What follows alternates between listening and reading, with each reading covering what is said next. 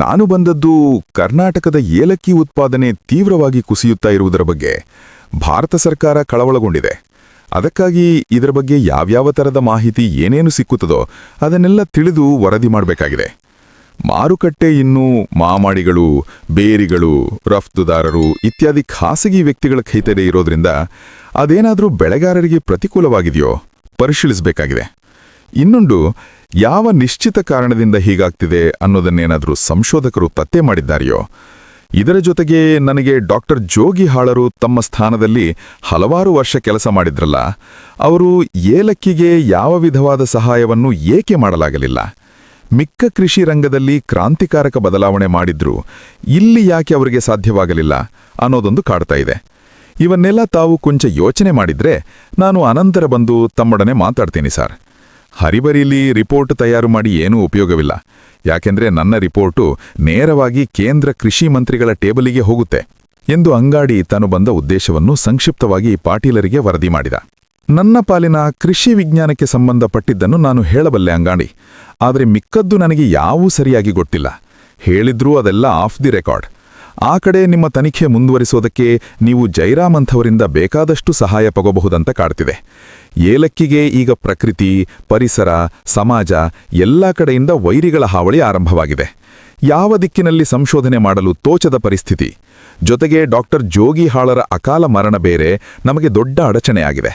ನಮ್ಮ ಸಂಶೋಧನೆ ಮುಂದುವರಿಸೋದಕ್ಕೆ ಯಾವ ದಿಕ್ಕುಚಣಿಯೂ ಇನ್ನೂ ಕಾಡ್ತಿಲ್ಲ.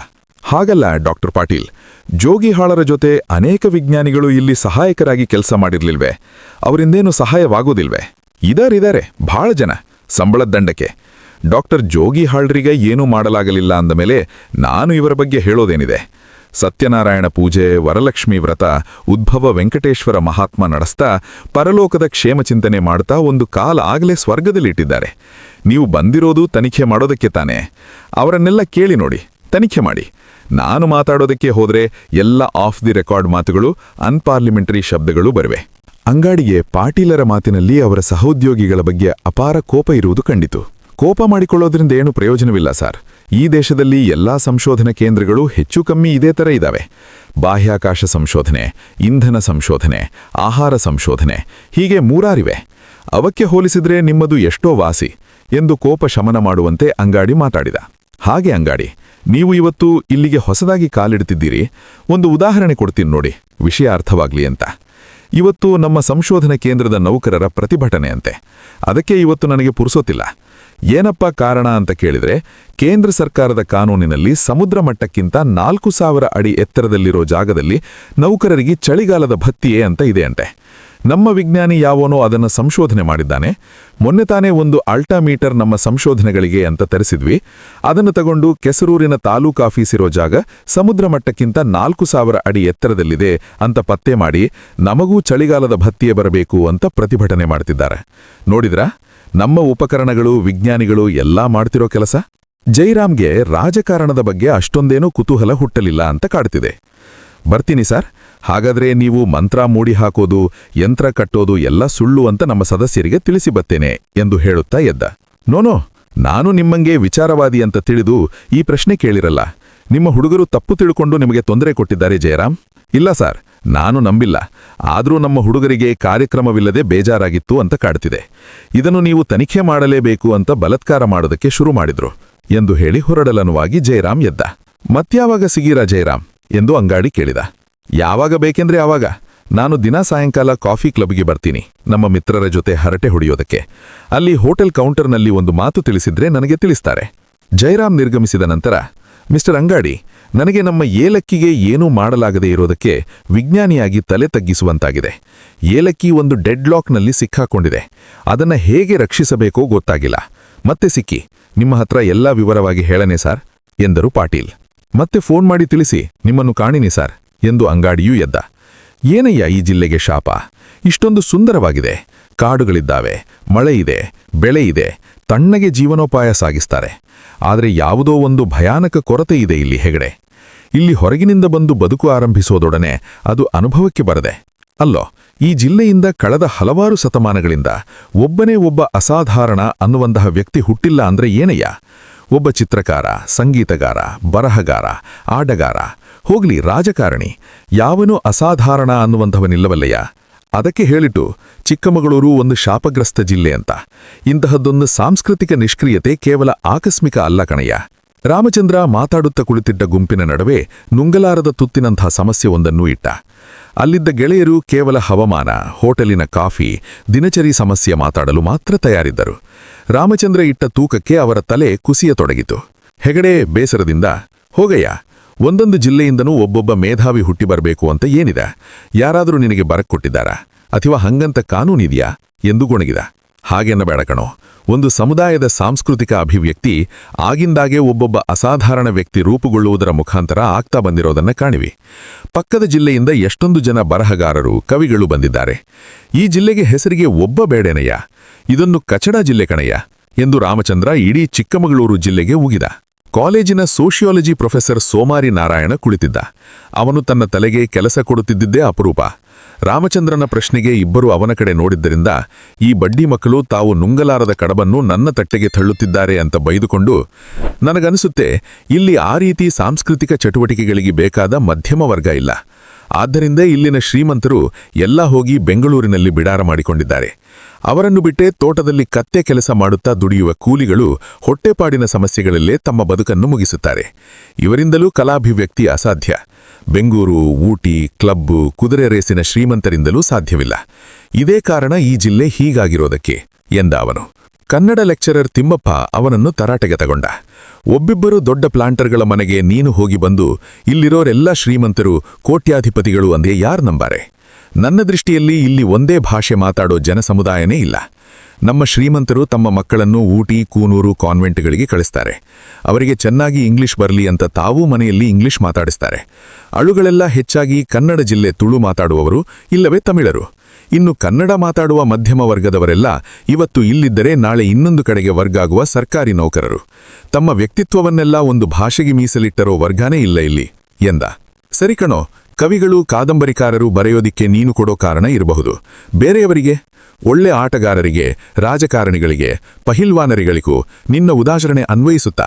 ಅವರೂ ಇಲ್ವಲ್ಲಯ್ಯ ಇಲ್ಲಿ ಎಂದು ತಕರಾರು ತೆಗೆದು ಸಿದ್ದಪ್ಪ ಅಖಾಡಕ್ಕಿಳಿದ. ಇಡೀ ಜಿಲ್ಲೆಯನ್ನೇ ವಿಮರ್ಶೆಗೆ ಗುರಿ ಮಾಡಿಕೊಂಡು ಸ್ವಲ್ಪ ಜೋರಾಗೆ ವಾದವಿವಾದಗಳಲ್ಲಿ ತೊಡಗಿದ್ದ ಇವರ ಗುಂಪಿನ ಸುತ್ತ ಕುಳಿತಿದ್ದ 4-6 ಜನ ಇವರ ವಾದವನ್ನು ಆಸಕ್ತಿಯಿಂದ ಕೇಳಿಸಿಕೊಳ್ಳತೊಡಗಿದರು. ಅವರಲ್ಲೊಬ್ಬ ಯುವಕನಿಗೆ ಬರಿಯ ಪ್ರೇಕ್ಷಕನಾಗಿ ತುಂಬ ಹೊತ್ತು ಕುಳಿತುಕೊಳ್ಳಲು ಸಾಧ್ಯವಾಗಲಿಲ್ಲ. ಕಾಫಿ ಈ ಜಿಲ್ಲೆಯನ್ನು ಸಾಂಸ್ಕೃತಿಕವಾಗಿ ನಾಶ ಮಾಡಿರೋದು ಹಾಗೂ ಆರ್ಥಿಕವಾಗಿ ಉದ್ಧಾರ ಮಾಡಿರೋದು. ಇಲ್ಲಿನ ಜನರಿಗಿರೋದು ಕಾಫಿ ಸಂಸ್ಕೃತಿ ಎಂದ ಆತ ಸಮಸ್ಯೆಯ ಬಗ್ಗೆ ಇವರಿಷ್ಟು ವಸ್ತುನಿಷ್ಠವಾಗಿ ಇರಲಿಲ್ಲ. ಏಕೆಂದರೆ ಆತ ಇವರಂತೆ ಹೊರಗಿನಿಂದ ಬಂದವನಲ್ಲ, ಅಲ್ಲೇ ಹುಟ್ಟಿ ಬೆಳೆದಿದ್ದವ. ಇವರಿತರಕ್ಕೆ ಇವರ ಮಾತುಗಳನ್ನು ಎಚ್ಚರದಿಂದ ಕೇಳಿದ್ದ. ಸುಮ್ಮನೆ ಕಾಫಿ ಮೇಲೆ ಎತ್ತಾಕಿದ್ರೆ ಏನು ಪ್ರಯೋಜನ? ಇವರು ಬೆಳೆಯುತ್ತಿರಬಹುದು, ನಾನು ಕುಡಿಯುತ್ತಿರಬಹುದು. ಕಾಫಿ ಒಂದು ಸಂಸ್ಕೃತಿಗೆ ಏನು ಮಾಡುತ್ತೆ? ಸುಮ್ಮನೆ ಕಣ್ಣಿಗೆ ಕಂಡದ್ದನ್ನೆಲ್ಲ ನಾವು ಕಾರಣ ಅನ್ನಬಾರದು ಎಂದು ಸಿದ್ದಪ್ಪ ಅವಜ್ಞೆಯ ಧ್ವನಿಯಲ್ಲಿ ಉತ್ತರಿಸಿ ಆ ಹುಡುಗನಿಗೆ ರೇಗಿಸಿದ. ಆ ಯುವಕನಿಗೆ ಅಭಿಮಾನ ಭಂಗವಾದಂತಾಗಿ, ಸುಮ್ಮನೆ ಇರಿ ಸಾರ್, ಅವೆಲ್ಲ ಹೇಳಿದರೆ ಕೇಳೋನಲ್ಲ ನಾನು. ಇದರ ಬಗ್ಗೆ ನನಗೆ ಗೊತ್ತಿರಷ್ಟು ನಿಮಗೆ ಗೊತ್ತಿರೋದಿಲ್ಲ ತಿಳ್ಳಳಿ. ನಿನ್ನೆ ಮೊನ್ನೆ ಇಲ್ಲಿಗೆ ವರ್ಗ ಆಗಿ ಬಂದಿರೋರು ನೀವು. ತಮ್ಮ ಮಕ್ಕಳಿಗೆ ಸೂಟು ಬೂಟು ಹಾಕೋದಿಕ್ಕೆ ಕಳಿಸೋದಕ್ಕೆ, ಸ್ಟೈಲಿಶ್ ಇಂಗ್ಲಿಷ್ ಮಾತಾಡಿಸೋದಕ್ಕೆ ಈ ಪ್ಲಾಂಟರ್ಗಳು ಎಷ್ಟು ಹಣ ಸುರಿತಾರೆ ನನಗೆ ಗೊತ್ತು. ಫೋರ್ಕು, ಚಾಕು ಇಟ್ಕೊಂಡು ಊಟದ ಸರ್ಕಸ್ ಮಾಡೋದಕ್ಕೆ ಎಷ್ಟು ತೊಂದರೆ ತಗೊಳ್ತಾರೆ ಗೊತ್ತಾ ನಿಮಗೆ? ಇವತ್ತು ಕಾರ್ ಇಟ್ಕೊಂಡು ಹ್ಯಾಟ್ ಹಾಕ್ಕೊಡೋ ಅಣ್ಣಾತ್ತೆ ತರ ಇರದೇ ಇರೋನು ಮನುಷ್ಯನಲ್ಲ ಅಂತ ಅನುಕೂಲಕವಿಲ್ಲದವರು ಇವತ್ತು ತನಗೆ ಕಾರಿಲ್ಲ ಅಂತ ಕೊರಗುತ್ತಾ ಕೂಟ್ಬೇಕಾಗಿದೆ. ಇವೆಲ್ಲ ಗೊತ್ತಾಗುತ್ತೆ ಸಾರ್. ಕಾಫಿ ಕಲ್ಚರ್ ಅಂದಿದ್ದು ನಾನಿದನ್ನೇ. ಯುರೋಪಿಯನ್ನರಿಂದ ಕಾಫಿನೂ ಕಾಫಿ ತೋಟವನ್ನೂ ಇವರಿಗೆ ಸಿಕ್ಕಿದ್ದು. ಅವರು ಕಟ್ಟಿಸಿದ ಕುರ್ಚಿ ಕಕ್ಕಸಿಗೆ ಇವರು ಹೋಗಿ ಅವರ ತರಹನೇ ಇವರೂ ಕಾಗದದ ಸುರುಳಿಯಲ್ಲಿ ತಿಕ್ಕಿಕೊಳ್ತಾರೆ. ಸುಮ್ಮನೆ ಕಾಫಿ ಮೇಲೆ ದೂರ ಹೇಳಿದ್ದೆ ಅಂದ್ರಲ್ಲ, ಅದಕ್ಕೆ ಹೇಳ್ತಿರೋದು ಎಂದಾತ. ಅವನ ಉದ್ವೇಗಭರಿತ ಮಾತುಗಳನ್ನು ಎಲ್ಲರೂ ಗಮನ ಕೊಟ್ಟು ಕೇಳಿದರು. ಎಲ್ಲರೂ ರಾಮಚಂದ್ರ ಎತ್ತಿದ ಸಮಸ್ಯೆಗೆ ಇಲ್ಲಿ ಉತ್ತರ ಇದೆ ಎನ್ನಿಸುವಂತೆ ಮಾತಾಡಿದ್ದ. ಬನ್ನಿ ಇಲ್ಲಿ ಮಿಸ್ಟರ್ ಅಂಗಾಡಿ, ಹಾಗೆಲ್ಲ ಉದ್ವೇಗ ಮಾಡಿಕೊಳ್ಳಬೇಡಿ. ಒಂದು ಸಮಸ್ಯೆಯನ್ನು ವಿಶ್ಲೇಷಣೆ ಮಾಡಬೇಕಾದ್ರೆ ಹಾಗೆಲ್ಲ ಭಾವುಕವಾಗಿ ಯೋಚನೆ ಮಾಡಬಾರದು. ಬನ್ನಿ ಇಲ್ಲಿ ಎಂದು ಪಕ್ಕದ ಕುರ್ಚಿಗೆ ರಾಮಚಂದ್ರ ಕರೆದ. ಅವನ ಹೆಸರು ಇತ್ಯಾದಿಗಳನ್ನು ಕೇಳಿದ. ಆತನ ಹೆಸರು ಸಮೀರ, ಬೂದಿಕಾನು ಎಸ್ಟೇಟಿನ ಜಾಣೇಗೌಡರ ಮಗ, ಬೆಂಗಳೂರು ವಿಶ್ವವಿದ್ಯಾಲಯದ ಚರಿತ್ರೆ MA ಪದವೀಧಾರಿ. ರಾಮಚಂದ್ರ ಅವನಿಗೆ, ನೋಡಿ ಸಮೀರ, ನೀವು ಹೇಳಿದ್ದರಲ್ಲಿ ಸತ್ಯ ಇಲ್ಲದೇ ಇಲ್ಲ. ನಾನು ಇಡೀ ಪ್ರಪಂಚ ಸುತ್ತಿದ್ದೀನಿ. ನೀವು ಹೇಳುತ್ತಿದ್ದೀರಲ್ಲ ಈ ಕಾಫಿ ಕಲ್ಚರ್ ಅಂತ, ಈ ಯುರೋಪಿಯನ್ನರನ್ನು ಅನುಕರಿಸೋ ಛಾಲಿ, ಇದು ಜಾಗತಿಕ ಸಂಗತಿ. ಆಧುನೀಕರಣ ಅಂದರೆ ಇವತ್ತು ಪಾಶ್ಚಾತ್ಯರ ಅನುಕರಣೆ. ಇದು ಬರೀ ನಿಮ್ಮ ಕೆಸರೂರಿಗೆ ಸಂಬಂಧಿಸಿದ ಕಾಯಿಲೆ ಅಂತ ಹೇಳಕ್ಕಾಗೋದಿಲ್ಲ. ಬೆಂಗಳೂರಿಗೆ ಹೋದರೆ ಕನ್ನಡ ಮಾತಾಡೋರು ಎಷ್ಟು ಜನ ಕಣ್ಣಿಗೆ ಬೀಳ್ತಾರೆ? ಯುರೋಪ್ ಮಾದರಿಯ ಹೋಟೆಲ್ಗಳು ಎಷ್ಟಿವೆ ಯೋಚಿಸಿ. ಬರೀ ಭಾರತ ಅಲ್ಲ, ಅಪಟ್ಟ ಏಷ್ಯಾದ ಅಪಟ್ಟ ಕಮ್ಯುನಿಸ್ಟ್ ದೇಶ ಚೀನಾದಲ್ಲೂ ಇದು ಆರಂಭವಾಗಿದೆ. ಸರಿಮೇಷ್ಟೇ, ಚೀನಾದಲ್ಲೂ ಆರಂಭವಾಗಿರಬಹುದು. ಅಂದ ಮಾತ್ರಕ್ಕೆ ದುರ್ದಶೆಗೆ ಕಾರಣ ಅಲ್ಲ ಅಂತ ಹೇಗೆ ಹೇಳಿರಿ? ನಾವು ನಮ್ಮ ಸಂಸ್ಕೃತಿಯಿಂದ ತುಂಡಾಗಿ ಅಂತರಪಿಚಾಚಿಗಳಾಗಿರೋದಕ್ಕೆ ಇದೇ ಕಾರಣ ಎಂದು ವಾದಿಸಿದ ಸಮೀರ. ಅಲ್ಲಿದ್ದ ಎಲ್ಲರೂ ಕೇಳಿಸಿಕೊಳ್ಳುತ್ತಾ ಮಾತನಾಡುತ್ತಿದ್ದರಿಂದ ಅಷ್ಟು ಹೊತ್ತಿಗಾಗಲೇ ಯಾರು ಬೇಕಾದರೂ ಭಾಗವಹಿಸಬಹುದಾದ ಸಾರ್ವಜನಿಕ ವೇದಿಕೆ ಇದು ಎನ್ನುವ ಭಾವನೆ ಬಂದಿತ್ತು. ಅಡ್ಡಪಂಚೆ ಕರಿಟೋಪಿ ಹಾಕೊಂಡಿದ್ದ ಮಲೆನಾಡು ಗೌಡರೊಬ್ಬರು, ಆತ ಹೇಳ್ತಿರೋದು ಸರಿಮೇಷ್ಟೇ, ನಮ್ಮ ಸಂಸ್ಕೃತಿನೇ ಮುಂದೆ ಹೋಗ್ತಿದೆ. ತಂದೆ ತಾಯಿ ಬಂಧು ಬಳಗ ಅಂತ ಭಾವನೆನೇ ಇಲ್ಲ. ಎಲ್ಲ ಚೋಟೆಕಾರನ ತರ ಆಡೋರೆ. ಭಯಭಕ್ತಿ ಧೈರ್ಯದ್ಯಾವರು ಕೇಳಬೇಡಿ. ಸಂಶೋಧನಾ ಕೇಂದ್ರದಲ್ಲಿ ಒಂದು ದೇವಸ್ಥಾನ ಜೀರ್ಣೋದ್ಧಾರ ಮಾಡೋದಕ್ಕೆ ಹೋದ್ರೆ ಯಾವ್ಯಾವ ತರಹ ತೊಂದರೆ ಬರಿದೆ ನೋಡಿ. ಅದೇನು ಸ್ವಂತ ಕೆಲಸ ಅಲ್ಲ, ಏನೂ ಅಲ್ಲ, ದೇವರ ಕೆಲಸ ಎಂದು ಸಮೀರನ ಮಾತನ್ನು ಸಮರ್ಥಿಸಿದರು.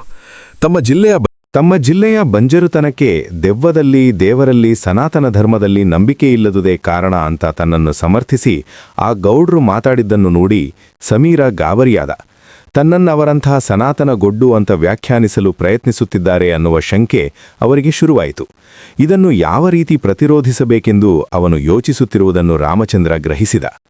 ಸಮೀರ, ನಾನ್ ಹೇಳಿದ್ದು ಇದು ನಮ್ಮ ಜಿಲ್ಲೆಗೆ ಸಂಬಂಧಿಸಿದ ವಿಶಿಷ್ಟ ಸಮಸ್ಯೆ ಅಲ್ಲಂತ. ಈ ಜಿಲ್ಲೆ ಹೀಗಾಗಿರೋದಕ್ಕೆ ಇದಕ್ಕೆ ಸಂಬಂಧಿಸಿದ ವಿಶಿಷ್ಟ ಕಾರಣಗಳಿರಬೇಕು. ಅದಕ್ಕೆ ಪೂರಕವಾಗಿ ನೀವು ಹೇಳಿದ ಕಾರಣವೂ ಒಂದಾಗಿರಬಹುದು ಎಂದ. ಅಷ್ಟರಲ್ಲಿ ಜಯರಾಮ್ ಕಾಫಿ ಬಾರಿನ ಮೆಟ್ಟಿಲು ಹತ್ತುತ್ತಿರುವುದು ಕಾಣಿಸಿತು. ನೋಡಿ, ಒಬ್ಬ ಸಾಹಿತಿ ಇಲ್ಲ ಅಂತ ಹೇಳಿದ್ರಲ್ಲ, ಜಯರಾಮ್ ವಿಷಯ ಮತ್ತೆ ಬಿಟ್ಟಿದ್ವಿ ಎಂದ ಹೆಗಡೆ. ನೋ, ಅವ್ರ ತೋಟ ಇರೋದು ಹಾಸನ ಜಿಲ್ಲೆ. ಅವರನ್ನು ನಾವು ಲೆಕ್ಕಕ್ಕೆ ತಗೊಳ್ಳೋ ಹಾಗೇ ಇಲ್ಲ. ಇಂಥ ಸಮಾಧಾನಗಳಿಂದಲ್ಲ ಏನೂ ಪ್ರಯೋಜನವಿಲ್ಲ. ನಮಗೀಗ ಬೇಕಾಗಿರೋದು ನಮ್ಮ ಜಿಲ್ಲೆಗೆ ಹಿಡಿದಿರೋ ಕಾಯಿಲೆಗೆ ಕಾರಣವೇನೆಂಬ ವಿಶ್ಲೇಷಣೆ ಅಷ್ಟೇ ಎಂದು ಹೆಗಡೆ ವಾದಿಸಿದ. ಏನಪ್ಪಾ, ನನ್ನೆಲ್ಲೇ ಏನೋ ಕಿತಾಪತಿ ನಡೀತಾ ಇರೋ ಹಂಗಿದೆಯಲ್ಲ ಎಂದು ನಗುತ್ತಾ ಬಂದ ಜಯರಾಮ್ ರಾಮಚಂದ್ರನ ಕಡೆಗೆ ತಿರುಗಿ ಹುಸಿಕೋಪ ನಟಿಸುತ್ತಾ, ಏನಯ್ಯ, ಎಲ್ಲಿ ನೀನೋ? ವಿಚಾರವಾದಿಗಳ ಸಂಘ ಅಂತ ಹಚ್ಚಾಕಿ ನಮ್ಮನ್ನೆಲ್ಲ ಸಿಕ್ಕಿಸಿ ನೀನಿಲ್ಲಿ ತಣ್ಣಗೆ ಕೂತಿದೀಯಲ್ಲ ಎಂದು ಕೇಳಿದ. ಬೆಳಗಿನಿಂದ ಸಾಯಂಕಾಲವರೆಗೆ ಆ ಹುಡುಗರ ತಲೆ ತಿಂದಿದ್ದೀನಿ. ಇನ್ನೂ ಯಾಕೆ ಸಾಯಂಕಾಲನೂ ಅದೇ ಶುರು ಮಾಡ್ಲಿ ಅಂತ ಬರ್ಲಿಲ್ಲಯ್ಯ. ಹೇಗಾಯ್ತು ಸಭೆ? ನಿನ್ನ ಶಿಷ್ಯರ ತರಳೆ ತಾಳಕ್ಕಾಗೋಲ ಕಣಯ್ಯ. ಕೊವ್ವೂರು ದೆವ್ವ ಇದೆ ಅಂತ, ಮಂತ್ರಶಕ್ತಿ ಇದೆ ಅಂತ ಸಾಧಿಸಿದ್ರೆ 1 ಲಕ್ಷ ಕೊಡ್ತಾರಂತೆ ಅಂತ ಒಳ್ಳೆ ಹುಮ್ಮಸ್ಸಿನಲ್ಲಿ ಇರೋ ಹಾಗೆ ಕಾಡ್ತಿದೆ ಕಣೋ. ಏನ್ ಮಾಡಿದ್ರು ಮಹಾರಾಯ? ಆ ಸಂಶೋಧನಾ ಕೇಂದ್ರದ ಪಾಟೀಲರು ಮಂತ್ರತಂತ್ರ ಮಾಡ್ತಿದ್ದಾರೆ. ಸರ್ಕಾರಿ ಸಂಬಳದ ವಿಜ್ಞಾನಿ ಇದನ್ನೆಲ್ಲ ಮಾಡೋದು ಅಂದ್ರೇನು? ಇದೇ ಅವರ ತಕರಾರು. ಈ ಹೆಗಡೆ, ಸಿದ್ದಪ್ಪ ಇವರೆಲ್ಲ ಏನಾದರೂ ಅವರಿಗೆ ಹಚ್ಚಿಕೊಟ್ಟಿದ್ದಾರೋ ಏನೋ ಎಂದ ಜಯರಾಮ್. ಇಲ್ಲಪ್ಪ, ನಾವ್ಯಾಕೆ ಅಂಥ ಸಣ್ಣ ಮಾಡೋದಕ್ಕೆ ಹೋಗೋಣ? ಮೊದಲೇ ಆ ಮನುಷ್ಯ ಸಿನಿಕ್ಕು, ಕಾರಣ ಇಲ್ಲದೆ ರೇಗಾಡ್ತಿದ್ದಾನೆ. ಇನ್ನು ನಾವು ಹಚ್ಚಿಕೊಡ್ತೀವಿ ಅಂತ ಆದ್ರೆ ಆಯ್ತು. ಅಲ್ಲದೆ ಅವರೇನೂ ಅಂಥ ಕೆಲಸ ಮಾಡ್ತಿಲ್ವಲ್ಲಯ್ಯ ಎಂದ ಹೆಗಡೆ. ಬೆಳಗ್ಗೆ ಇದನ್ನೇ ತನಿಖೆ ಮಾಡೋದಕ್ಕೆ ನಾನು ಅವರತ ಹೋಗಿದ್ದೆ ಕಣೋ. ಎಲ್ಲ ವಿವರವಾಗಿ ಸ್ಪಷ್ಟಪಡಿಸಿದ್ರು. ಡಾಕ್ಟರ್ ಪಾಟೀಲರು ಚೇಳಿಗೆ ಮಂತ್ರಚಿಕಿತ್ಸೆ ಮಾಡ್ತಾರಂತೆ. ಒಂದು ಕಡ್ಡಿ ತಗೊಂಡು ಚೇಳು ಕಚ್ಚಿ ನೋವಾಗುತ್ತಿರೋವರಿಗೆ ಇಲ್ಲಿ ನೋವಾಗುತ್ತೋ ಅಲ್ಲಿ ಆಕಾರದಲ್ಲಿ ಕಡ್ಡಿಯಿಂದ ಬರೆಯುತ್ತಾರಂತೆ. ನೋವು ಅಲ್ಲಿಂದ ಹಾಗೆ ಕಾಲಿನವರೆಗೆ ಇಳಿಯುತ್ತಾ ಇರುತ್ತೆ. ಇವರು ಕಡ್ಡಿಯಲ್ಲಿ ಅದು ಇಳಿದಂತೆಲ್ಲ ಬರಿತಾ ಬರುತ್ತಾರೆ. ಕೊನೆಗೆ ಅದು ಬೆರಳು ತುದಿಯಿಂದ ಹೊರಟು ಹೋಗ್ತದಂತೆ. ಅದರ ಬಗ್ಗೆ ಅವರಿಗೆ ನಂಬಿಕೆನೂ ಇಲ್ಲ, ಶ್ರದ್ಧೆನೂ ಇಲ್ಲ. ಅವರೂರಿನಲ್ಲಿ ಯಾವನೋ ಮಾಂತ್ರಿಕ ಹೀಗೆ ಮಾಡ್ತಿದ್ದನಂತೆ. ಅದೊಂದು ಮೂಢನಂಬಿಕೆ ಅಂತ ಸಾಧಿಸೋದಕ್ಕೆ ಇವರು ಹಾಗೆ ಮಾಡಿದ್ರಂತೆ. ಅದು ಪರಿಣಾಮಕಾರಿಯಾಗೇ ಬಿಡ್ತು. ಈ ಚಿಕಿತ್ಸೆಗೆ ಆ ಮಾಂತ್ರಿಕ ಹೇಳೋ ಹಾಗೆ ದಯ್ಯ ದೇವರ ಅಗತ್ಯ ಏನೂ ಇಲ್ಲ ಅಂತೇನೋ ಸಾಧಿಸಿದ್ರು. ಆದರೆ ಚೇಳು ಕಚ್ಚಿದವರು ಚಿಕಿತ್ಸೆಗೆ ಇವರತ್ರ ಬರೋದಕ್ಕೆ ಶುರು ಮಾಡಿದ್ರು. ಇಷ್ಟೇ ಅಲ್ಲ, ಕೆಸರೂರಿನಲ್ಲಿ ಇವರನ್ನೂ ಮಂತ್ರವಾದಿ ಅಂತ ತಿಳ್ಕೊಂಡು ಹಾವು ಕಚ್ಚಿಸಿಕೊಂಡವರು, ದೆವ್ವ ಮೈಮೇಲೆ ಬರೋವರು, ಮತಭ್ರಾಂತರು ಎಲ್ಲರನ್ನೂ ಕರ್ಕೊಂಡು ಬರೋದಕ್ಕೆ ಶುರು ಮಾಡಿದ್ರಂತೆ. ನಾನು ಯಾವ ಶಕ್ತಿ ಆರಾಧಕನೂ ಅಲ್ಲ, ಮಂತ್ರವಾದಿಯೂ ಅಲ್ಲ ಅಂತ ಅವರಿಗೆ ಹೇಳಿ ಕಳಿಸಬೇಕಾದ್ರೆ ಪಾಟೀಲರಿಗೆ ಸುಸ್ತಾಗಿ ಹೋಗುತ್ತದಂತೆ. ಎಲ್ಲಕ್ಕಿಂತ ಅವರಿಗೆ ದಿಗಿಲು ಅಂದ್ರೆ ಬಂದವರಿಗೆ ಏನಾದರೂ ಚಿಕಿತ್ಸೆ ಅಂತ ಮಾಡಿ ಕೊನೆಗೆ ಅದೂ ಪರಿಣಾಮಕಾರಿಯಾಗೇ ಹೋದ್ರೆ ಏನಪ್ಪ ದತಿ ಅಂತ. ತಾನೆಲ್ಲಿ ಈ ರೋಗಿಗಳ ದೆಸೆಯಿಂದಲೇ ಕೊನೆಗೆ ಕಡ್ಡಾಯವಾಗಿ ಮಾಂತ್ರಿಕನಾಗಬೇಕಾಗುತ್ತದೋ ಅಂತ ಎಂದು ಬೆಳಗ್ಗೆ ಪಾಟೀಲರೊಡನೆ ನಡೆಸಿದ ಸಂಭಾಷಣೆಯ ಸಾರಾಂಶ ಹೇಳಿದ. ಅದಕ್ಕೆ ಸಿದ್ದಪ್ಪ ಹೆಗಡೆ ಹೌದು ಅಂತ ತಲೆ ಹಾಡಿಸಿದರು. ಏನಯ್ಯ ಮಾಡೋದು ವಿಚಾರವಾದಿ? ಇಂಥ ಸಂದರ್ಭದಲ್ಲಿ ಯಾವ ಥರ ಧೋರಣೆ ಅನುಸರಿಸಬೇಕು ಅನ್ನೋದು ನನಗೆ ಹೊಳೆಯೋದೇ ಇಲ್ಲ ಯಾಕೇನೋ ಪಾಟೀಲರಿಗೆ ನಂಬಿಕೆ ಇಲ್ಲದಿರಬಹುದು. ಅವರು 4 ಜನಕ್ಕೆ ಗುಣ ಮಾಡಿದ್ರೆ ಅವರಿಗೆ ಮೂಢನಂಬಿಕೆ ಬರ್ತದೋ ಇಲ್ಲೋ. ಸಂಶೋಧನಾ ಕೇಂದ್ರದ ದೇವಸ್ಥಾನ ಬೇರೆ ಜೀರ್ಣೋದ್ಧಾರ ಮಾಡಿ ಗಲಾಟೆ ಶುರು ಮಾಡಿದಾರಂತೆ. ಈಗ ತಾನೇ ಒಬ್ರು ಮುದುಕರು ಆ ವಿಷಯ ಹೇಳ್ತಿದ್ರು ಎಂದು ರಾಮಚಂದ್ರ ಜಯರಾಮ್ಗೆ ಧರ್ಮಸೂಕ್ಷ್ಮ ವಿವರಿಸಿದ. ಇಲ್ಲಪ್ಪ, ಪಾಟೀಲರು ದೇವಸ್ಥಾನದ ಜೀರ್ಣೋದ್ಧಾರ ಇವಕ್ಕೆಲ್ಲ ಬದ್ಧ ವಿರೋಧಿಗಳು. ಒಂದೇ ಒಂದು ದಿನ ಅವರು ಆ ದೇವಸ್ಥಾನದ ಹತ್ರ ಸುಳಿದಿಲ್ಲ. ಹಾಗಾಗಿ ಈಗ ಸಂಶೋಧನಾ ಕೇಂದ್ರದ ಸನಾತನಿಗಳೆಲ್ಲ ಅವರ ಮೇಲೆ ಕತ್ತಿ ಮಸೀತಿದ್ದಾರೆ. ಹೆಗಡೆ ಬೇಗ ಪಾಟೀಲರ ಮೇಲಿನ ತಪ್ಪು ತಿಳುವಳಿಕೆ ನಿವಾರಿಸಿದ. ಹೊರಗಡೆ ಕತ್ತಲಾಗಿತ್ತು. ವಿಶ್ವಭವನದ ಮುಂದೆ ಒಂದು ಜೀಪ್ ನಿಂತಿದ್ದನ್ನು ಯಾರೂ ಗಮನಿಸಲಿಲ್ಲ. ಒಬ್ಬ ಆಳು ಜೀಪ್ನಿಂದ ಇಳಿದು ಬಂದು ಹೋಟೆಲಿನ ಒಳಗೆ ಹತ್ತಿತ್ತ ನೋಡಿ ಕೌಂಟರಿನಲ್ಲಿದ್ದಾತನನ್ನು ಇಲ್ಲಿ ಡಾಕ್ಟರ್ ರಾಮಚಂದ್ರ ಅಂದ್ರೆ ಯಾರು ಅಂತ ಕೇಳುತ್ತಿದ್ದದು ಮಾತಾಡುತ್ತಾ ಕುಳಿತಿದ್ದವರಿಗೆ ಕೇಳಿಸಿತು. ರಾಮಚಂದ್ರ ಆತ ಯಾರು ಅಂತ ಕತ್ತೆತ್ತಿ ನೋಡಿದಾಗ ಕ್ಯಾಷಿಯರ್ ಅವನು ಇವರತ್ತ ಕೈ ತೋರಿಸಿ ಕಳುಹಿಸುತ್ತಿದ್ದುದು ಕಂಡಿತು. ಆತ ಬಂದು, ನಮ್ಮ ಗೌಡ್ರು ನಿಮ್ಮತ್ರ ಮಾತಾಡ್ಬೇಕಂತೆ, ಕರೀತಿದ್ದಾರೆ ಎಂದ. ಯಾರಪ್ಪ ಎಂದ ರಾಮಚಂದ್ರ. ಗೌಡ್ರು, ಮಂಡಿ ಮರ್ಚೆಂಟ್ ಕೃಷ್ಣೇಗೌಡ್ರು. ರಾಮಚಂದ್ರ ಎದ್ದು ಅವನೊಡನೆ ಹೊರ ನಡೆದ. ಹೊರಗೆ ಕೃಷ್ಣೇಗೌಡ ಜೀಪ್ನಲ್ಲಿ ಕಾಯುತ್ತಿದ್ದವ ರಾಮಚಂದ್ರ ಬಂದೊಡನೆ ಇಳಿದು ವಿನಯದಿಂದ, ಒಂದು ವಿಷಯ ನಿಮ್ಮತ್ರ ಹೇಳೋದಿತ್ತು ಸಾರ್, ಸೂಕ್ಷ್ಮ ವಿಷಯ. 1 ನಿಮಿಷ ಜೀಪ್ನಲ್ಲಿ ಬಂದ್ರೆ ದೂರದಿಲ್ಲೆಲ್ಲಾದ್ರೂ ಮಾತಾಡಬಹುದು, ಮತ್ತೆ ತಂದು ಇಲ್ಲೇ ಬಿಡ್ತೀನಿ ಎಂದು ಕೇಳಿಕೊಂಡ. ರಾಮಚಂದ್ರನಿಗೆ ಏನೋ ಗಂಭೀರವಾದ ವಿಷಯ ಎನಿಸಿ ಜೀಪ್ ಹತ್ತಿದ. ಕೃಷ್ಣೇಗೌಡ ಆಳಿಗೆ, ನೀನಿಲ್ಲೇ ಇನು, ಈಗ ಬರ್ತೀನಿ ಎಂದು ಹೇಳಿ ಜೀಪ್ ಸ್ಟಾರ್ಟ್ ಮಾಡಿದ. ಜೀಪು ಕೆಸರೂರಿನ ಹೊರವಲಯಕ್ಕೆ ಬಂತು. ನಿಮ್ಮಿಂದ ಒಂದು ಸಹಾಯ ಆಗಬೇಕು ಮೇಷ್ಟ್ರೆ ಎಂದ ಕೃಷ್ಣೇಗೌಡ. ಏನದು? ರಾಮಚಂದ್ರ ಚಕಿತನಾದ. ನಮ್ಮ ಮನೆ ಮೇಲೆ ಈಗೊಂದೆರಡು ದಿನ ಕಲ್ಲು ಬೀಳಿದ್ದಾವೆ. ಮೊನ್ನೆ ಒಬ್ಬ ಹುಡುಗನನ್ನ ನಮ್ಮ ತೋಟದ ಆಳುಗಳು ಹಿಡಿಕೊಂಡಿದ್ರು. ಅವನ ಸ್ನೇಹಿತರೆಲ್ಲ ಬಂದು ಆಳುಗಳಿಗೆ ಹೊಡೆದಿದ್ದಾನಂತೆ. ನಾನು ಜಗಳ ನಿಲ್ಲಿಸಿ ಕೇಳಿದಾಗ ನಾವು ಕಾಲೇಜ್ ವಿದ್ಯಾರ್ಥಿಗಳು ಅಂದ್ರೆ ಕಾಲೇಜ್ ಹುಡುಗರು ಅಂತ ತಿಳಿದ ಮೇಲೆ ನಾನು ಎಲ್ಲರಿಗೂ ಸಮಾಧಾನ ಹೇಳಿ ಕಳಿಸಿದೆ. ಆದರೆ ಕೋಪಕ್ಕೋ ಏನೋ ಇವತ್ತು ಕಲ್ಲು ಎಸೆದಿದ್ದಾರೆ. ನಮ್ಮ ಮನೆ ಮೇಲೆ ಕಲ್ಲೆಸೆಯವರೆಗೆ ಹೋಗ್ಬಾರ್ದು ಸಾರ್. ಯಾರು ನಿಮ್ಮ ಮಗಳು? ನಮ್ಮ ಕಾಲೇಜ್ ಸ್ಟೂಡೆಂಟಾ? ಜಯಂತಿ ಅಂತ, ನಿಮ್ಮ ವಿದ್ಯಾರ್ಥಿನಿನೇ ಇರಬೇಕು. ಓಹೋ, ಜಯಂತಿನಾ? Wonderful girl. ಆಕೆ ಅಂಥ ಹುಡುಗಿ ಅಲ್ಲ ಬಿಡಿ. ತಾವು ಇಂಥ ವಿಷಯ ನಿಮ್ಮ ಹತ್ರ ತಂದೆ ಅಂತ ಏನೂ ಬೇಸರ ಪಟ್ಕೋಬಾರ್ದು ಸಾರ್. ಯೌವನದ ಹುಮ್ಮಸ್ಸಿನಲ್ಲಿ ಇಂಥ ಕೀಡಿಗೇಡಿತನ ಮಾಡ್ತಾರೆ. ಅದನ್ನೆಲ್ಲ ಪೊಲೀಸ್ವರೆಗೆ ತಗೊಂಡು ಹೋಗಬಾರ್ದು ಅಂತ ನಿಮ್ಮ ಹತ್ರ ಹೇಳ್ದೆ. ಒಳ್ಳೇದು ಮಾಡಿದ್ರಿ. ನನ್ನ ಕೈಲೇನಾಗುತ್ತೋ ಅದು ಮಾಡ್ತೀನಿ ಬಿಡಿ. ಜೀಪ್ ವಾಪಸ್ ಬಂತು. ರಾಮಚಂದ್ರ ಒಳಗೆ ಬಂದಾಗ ಹೋಟೆಲಿನ ಒಳಗೆ ಜಯರಾಮ್ ಹೆಗಡೆ ಇಬ್ಬರೇ ಕುಳಿತು ಮಾತಾಡುತ್ತಿದ್ದರು. ಅಲ್ಲೋ, ಇವತ್ತು ಮೀಟಿಂಗ್ನಲ್ಲಿ ನನ್ನ ಶಿಷ್ಯರದೇ ಗಲಾಟೆ ಅಂದ್ಯಲ್ಲ, ಯಾರ್ಯಾರಿದ್ರು ಎಂದು ರಾಮಚಂದ್ರ ಜಯರಾಮನ್ನು ಕೇಳಿದ. ಅವರೇ ಇದ್ದಾರಲ್ಲಯ್ಯ, ರಮೇಶ, ಚಂದ್ರ, ಇಂಗ್ಲಿಷ್ ಗೌಡ, ವಿಜಯ, ಅಂಗಾರ, ರಾಮಪ್ಪ, ರಫಿ, ವಿಶ್ವವಿಖ್ಯಾತ ತರಳೆಗಳು. ನಾನೆಲ್ಲ ಹೇಳಿದ್ದೆ ಕಣಯ್ಯ, ಪಾಟೀಲರು ಅಂಥದ್ದೇನೂ ಮಾಡತ್ತಿಲ್ಲ ಅಂತ. ಕೇಳ್ಬೇಕಲ್ಲ, ಅವರಿಗೆ ಒಂದು ಕಡೆ ಬಾವುಟ ಪ್ರದರ್ಶನ ಮಾಡದಿದ್ರೆ ಆತ್ಮಶಾಂತಿ ಇಲ್ಲ ಅಂತ ಕಾಡ್ತಿದೆ. ಅವರೆಲ್ಲ ನಿನ್ನ ಜೊತೆ ಎಷ್ಟೊತ್ತಿನವರೆಗೆ ಇದ್ರು? ನಾನಿಲ್ಲಿ ಬರೋವರೆಗೂ ನನ್ನ ಜೊತೆ ಜಗಳ ಆಡ್ತಿದ್ರು. ಮಂತ್ರತಂತ್ರ ನಿಜ ಆದ್ರೆ 1 ಲಕ್ಷ ರೂಪಾಯಿ ಕೊಡಬೇಕಾಗುತ್ತಲ್ಲ ಅಂತ ನಾನೇ ಪಾಟೀಲರನ್ನು ಎದುರಿಸೋದಕ್ಕೆ ಹಿಂದೇಕ್ ಹಾಕ್ತಿದ್ದೀನಂತೆ. ಒಳ್ಳೆ ಧರ್ಮಾಂಧರು ಯಾವ ಥರ ಮೊಂಡುವಾದ ಮಾಡ್ತಾರೋ ಹಾಗೆ ಮಾಡ್ತಿದ್ರು ಈ ವಿಚಾರವಾದಿಗಳು. ನೀನ್ ಬರ್ಬೇಕಾದ್ರೆ ಕತ್ತಲಾಗಿತ್ತು ಅಲ್ವೇ? ಯಾಕೋ ಹೀಗ್ ಕೇಳಿದ್ದಿ? ಏನ್ ಹೇಳಿದ್ರಪ್ಪ ಕೃಷ್ಣೇಗೌಡ್ರು? ನಿಧಾನವಾಗಿ ಹೇಳೇನೆ, ಇನ್ನೂ ಕೊಂಚ ವಿಷಯ ತಿಳಿದ್ಮೇಲೆ.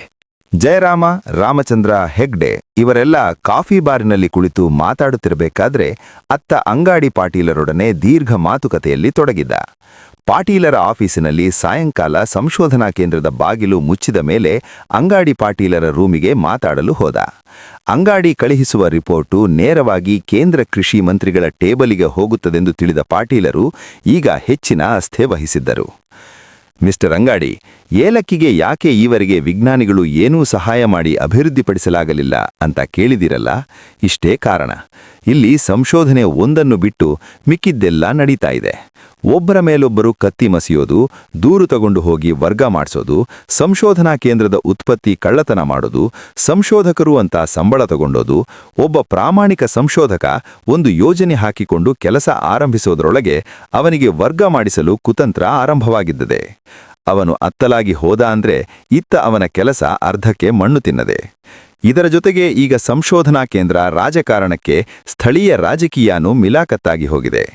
ಅದರ ವಿಷಯ ಕೊಂಚ ಹೇಳ್ತೀನಿ ಕೇಳಿ. ಇಲ್ಲೆಲ್ಲ ಸುತ್ತುತ್ತಾ ಕೇರಳದ ಬ್ಯಾರಿಗಳ ವಠಾರ ಬೆಳೆದಿದೆ. ಎಲ್ಲ ಸುಲೇಮಾನ್ ಬ್ಯಾರಿ ಕೈಕೆಳಗೆ ಕೆಲಸ ಮಾಡೋದು. ಆತನೊಬ್ಬ ಪ್ರಖ್ಯಾತ ಕಳ್ಳ ಸಾಗಾಣಿಕೆದಾರ. ಎಲ್ಲ ಕೆಸರೂರಿನ ಮುನಿಸಿಪಾಲಿಟಿ, ಗ್ರಾಮ ಪಂಚಾಯಿತಿ, ತಾಲೂಕು ಬೋರ್ಡು ರಾಜಕಾರಣದ ಪಾತ್ರಧಾರಿಗಳು. ಈಗ ಅವನು ಇವರಿಗೊಂದು ಮಸೀದಿ ಕಟ್ಟಿಸಿದ್ದಾನೆ. ದಿನಾ ಅಲ್ಲಾಹು ಅಕ್ಬರ್ ಅಂತ ಕಿವಿಗಡಿಚಿಕ್ಕುವಂತೆ ಕೂಗ್ತಾರೆ. ಪೈಗಂಬರ ಕಾಲದಲ್ಲಿ ಮೈಕ್ ಇತ್ತೋ ಏನೋ, ಕೇಳಹೋದ್ರೆ ಖುರಾನ್ ಪ್ರಕಾರ ಮಾಡ್ತಿದ್ದೀವಿ ಅಂತಾರೆ. ಅವರ ಹೋರಾಟಕ್ಕೆ, ರಾಜಕಾರಣಕ್ಕೆ ಮಸೀದಿ ಸಂಕೇತ. ರಾಜಕಾರಣಕ್ಕೆ ಮತಧರ್ಮ ಹೇಗೆ ಉಪಯೋಗಿಸ್ಕೋಬೇಕು ಅಂತ ಆತ ಚೆನ್ನಾಗಿ ಬಲ್ಲ. ಅವನು ಮಸೀದಿ ಕಟ್ಟಿ ಅರ್ಭಟ ಆರಂಭಿಸೋದಕ್ಕೂ ಇಲ್ಲಿನ ಕನ್ನಡಿಗರಿಗೆ, ಹಿಂದೂಗಳಿಗೆ ಎಚ್ಚರವಾಯಿತು. ನಮ್ಮ ಸಂಶೋಧನಾ ಕೇಂದ್ರದಲ್ಲಿ ಸುಮಾರು ಜನ ಹಾರುವರು, ಲಿಂಗಾಯಿತರು, ಒಕ್ಕಲಿಗರು, ಹಿಂದೂವಾದಿಗಳು ಇದ್ದಾರೆ. ನಮ್ಮ ಸಂಶೋಧನಾ ಕೇಂದ್ರದ ಬೇಲಿಯೊಳಗೊಂದು ಮುರುಕಲು ಗುಡಿಯಿತ್ತು. ಅದನ್ನು ಉದ್ಭವ ವೆಂಕಟೇಶ್ವರ ಸ್ವಾಮಿ ಅಂತ ನಾಮಕರಣ ಮಾಡಿದರು. ಕೇರಳದ ಸಾಬರ ಕೊಬ್ಬು ಅಡಗಿಸ್ತೀವಿ ಅಂತ ಇವರು ಮೈಕ್ ಹಾಕಿಕೊಂಡು ಜಗನ್ನಾಥ ಸ್ತೋತ್ರ, ವೆಂಕಟೇಶ್ವರ ಸ್ತೋತ್ರ ಎಲ್ಲ ಕೂಗಿಸೋದಕ್ಕೆ ಆರಂಭಿಸಿದ್ದಾರೆ. ಡಾಕ್ಟರ್ ಜೋಗಿಹಾಳ್ ಇದ್ದಾಗಲೇ ಅವರ ಅಸಮ್ಮತಿ, ಪ್ರತಿಭಟನೆ ಎಲ್ಲ ಮೀರಿ ಸುತ್ತಮುತ್ತಲ ಪ್ರತಿಷ್ಠಿತ ಗೌಡರ ಸಹಾಯದಿಂದ ಇದನ್ನೆಲ್ಲ ಆರಂಭಿಸೇ ಬಿಟ್ರು. ಇದಕ್ಕೆ ತಿರುಪತಿ ಕಡೆಯವರಿಂದಲೂ ಕುಮ್ಮಕ್ಕು, ಧನ ಸಹಾಯ. ಇಲ್ಲಿ ಬೆಳೆಯುತ್ತಿರುವ ಧರ್ಮಸ್ಥಳದ ಪ್ರಭಾವ ಕಡಿಮೆ ಮಾಡಬೇಕು ಅಂತ ಅವರ ಕುತಂತ್ರ. ಜೋಗಿಹಾಳರನ್ನು ಇಲ್ಲಿಂದ ಗುಡಾರ ಎತ್ತಿಸೋದಕ್ಕೆ ಈ ಊರಿನ ಎಂಎಲ್ಎ, ಎಂಎಲ್ಸಿ ಎಲ್ಲ ಶತಪ್ರಯತ್ನ ಮಾಡಿ ವರ್ಗ ಮಾಡಿಸಿದ್ದರು. ಆದರೆ ಇಲ್ಲಿನ ಎಂಪಿ ಶಾಂತಗೌಡರು ಕೇಂದ್ರದ ಸರ್ಕಾರದ ಆದೇಶದ ಮೇಲೆ ತನಿಖೆ ಮಾಡಿ ಅವರನ್ನು ಅವರ ಸಂಶೋಧನೆ ಮುಗಿಯೋವರೆಗೂ ತೆಗೆಯಬಾರದು ಅಂತ ಶಿಫಾರಸು ಮಾಡಿದ್ದರಿಂದ ಇಲ್ಲೇ ಉಳಿದರು. ಅವರ ನಂತರ ರೈ ಅನ್ನೋವರು ಈ ಸಂಶೋಧನಾ ಕೇಂದ್ರಕ್ಕೆ ಮುಖ್ಯಸ್ಥರಾಗಿ ಬಂದರು. ಜೋಗಿಹಾಳರ ಸಂಶೋಧನೆ ಯೋಜನೆಗಳನ್ನೆಲ್ಲ ತಲೆಕೆಳಗು ಮಾಡಿ ಕಲಸು ಮೂಲೋಗರ ಮಾಡಿಟ್ಟಿದ್ದಾರೆ. ನಾನು ಬಂದು ಹತ್ತಿರ 1 ವರ್ಷವಾಯಿತು. ಸಂಶೋಧನೆ ಮಾಡೋದಿರಲಿ, ಆರಂಭಿಸೋದಕ್ಕೂ ಆಗಿಲ್ಲ. ಸಂಶೋಧನಾ ಕೇಂದ್ರದ ಬಗ್ಗೆ ಬೇಕಿದ್ದು ಬೇಡವಾದದ್ದು ಎಲ್ಲ ಸೇರಿಸಿ ಕೊರೆದರು ಡಾಕ್ಟರ್ ಪಾಟೀಲ್.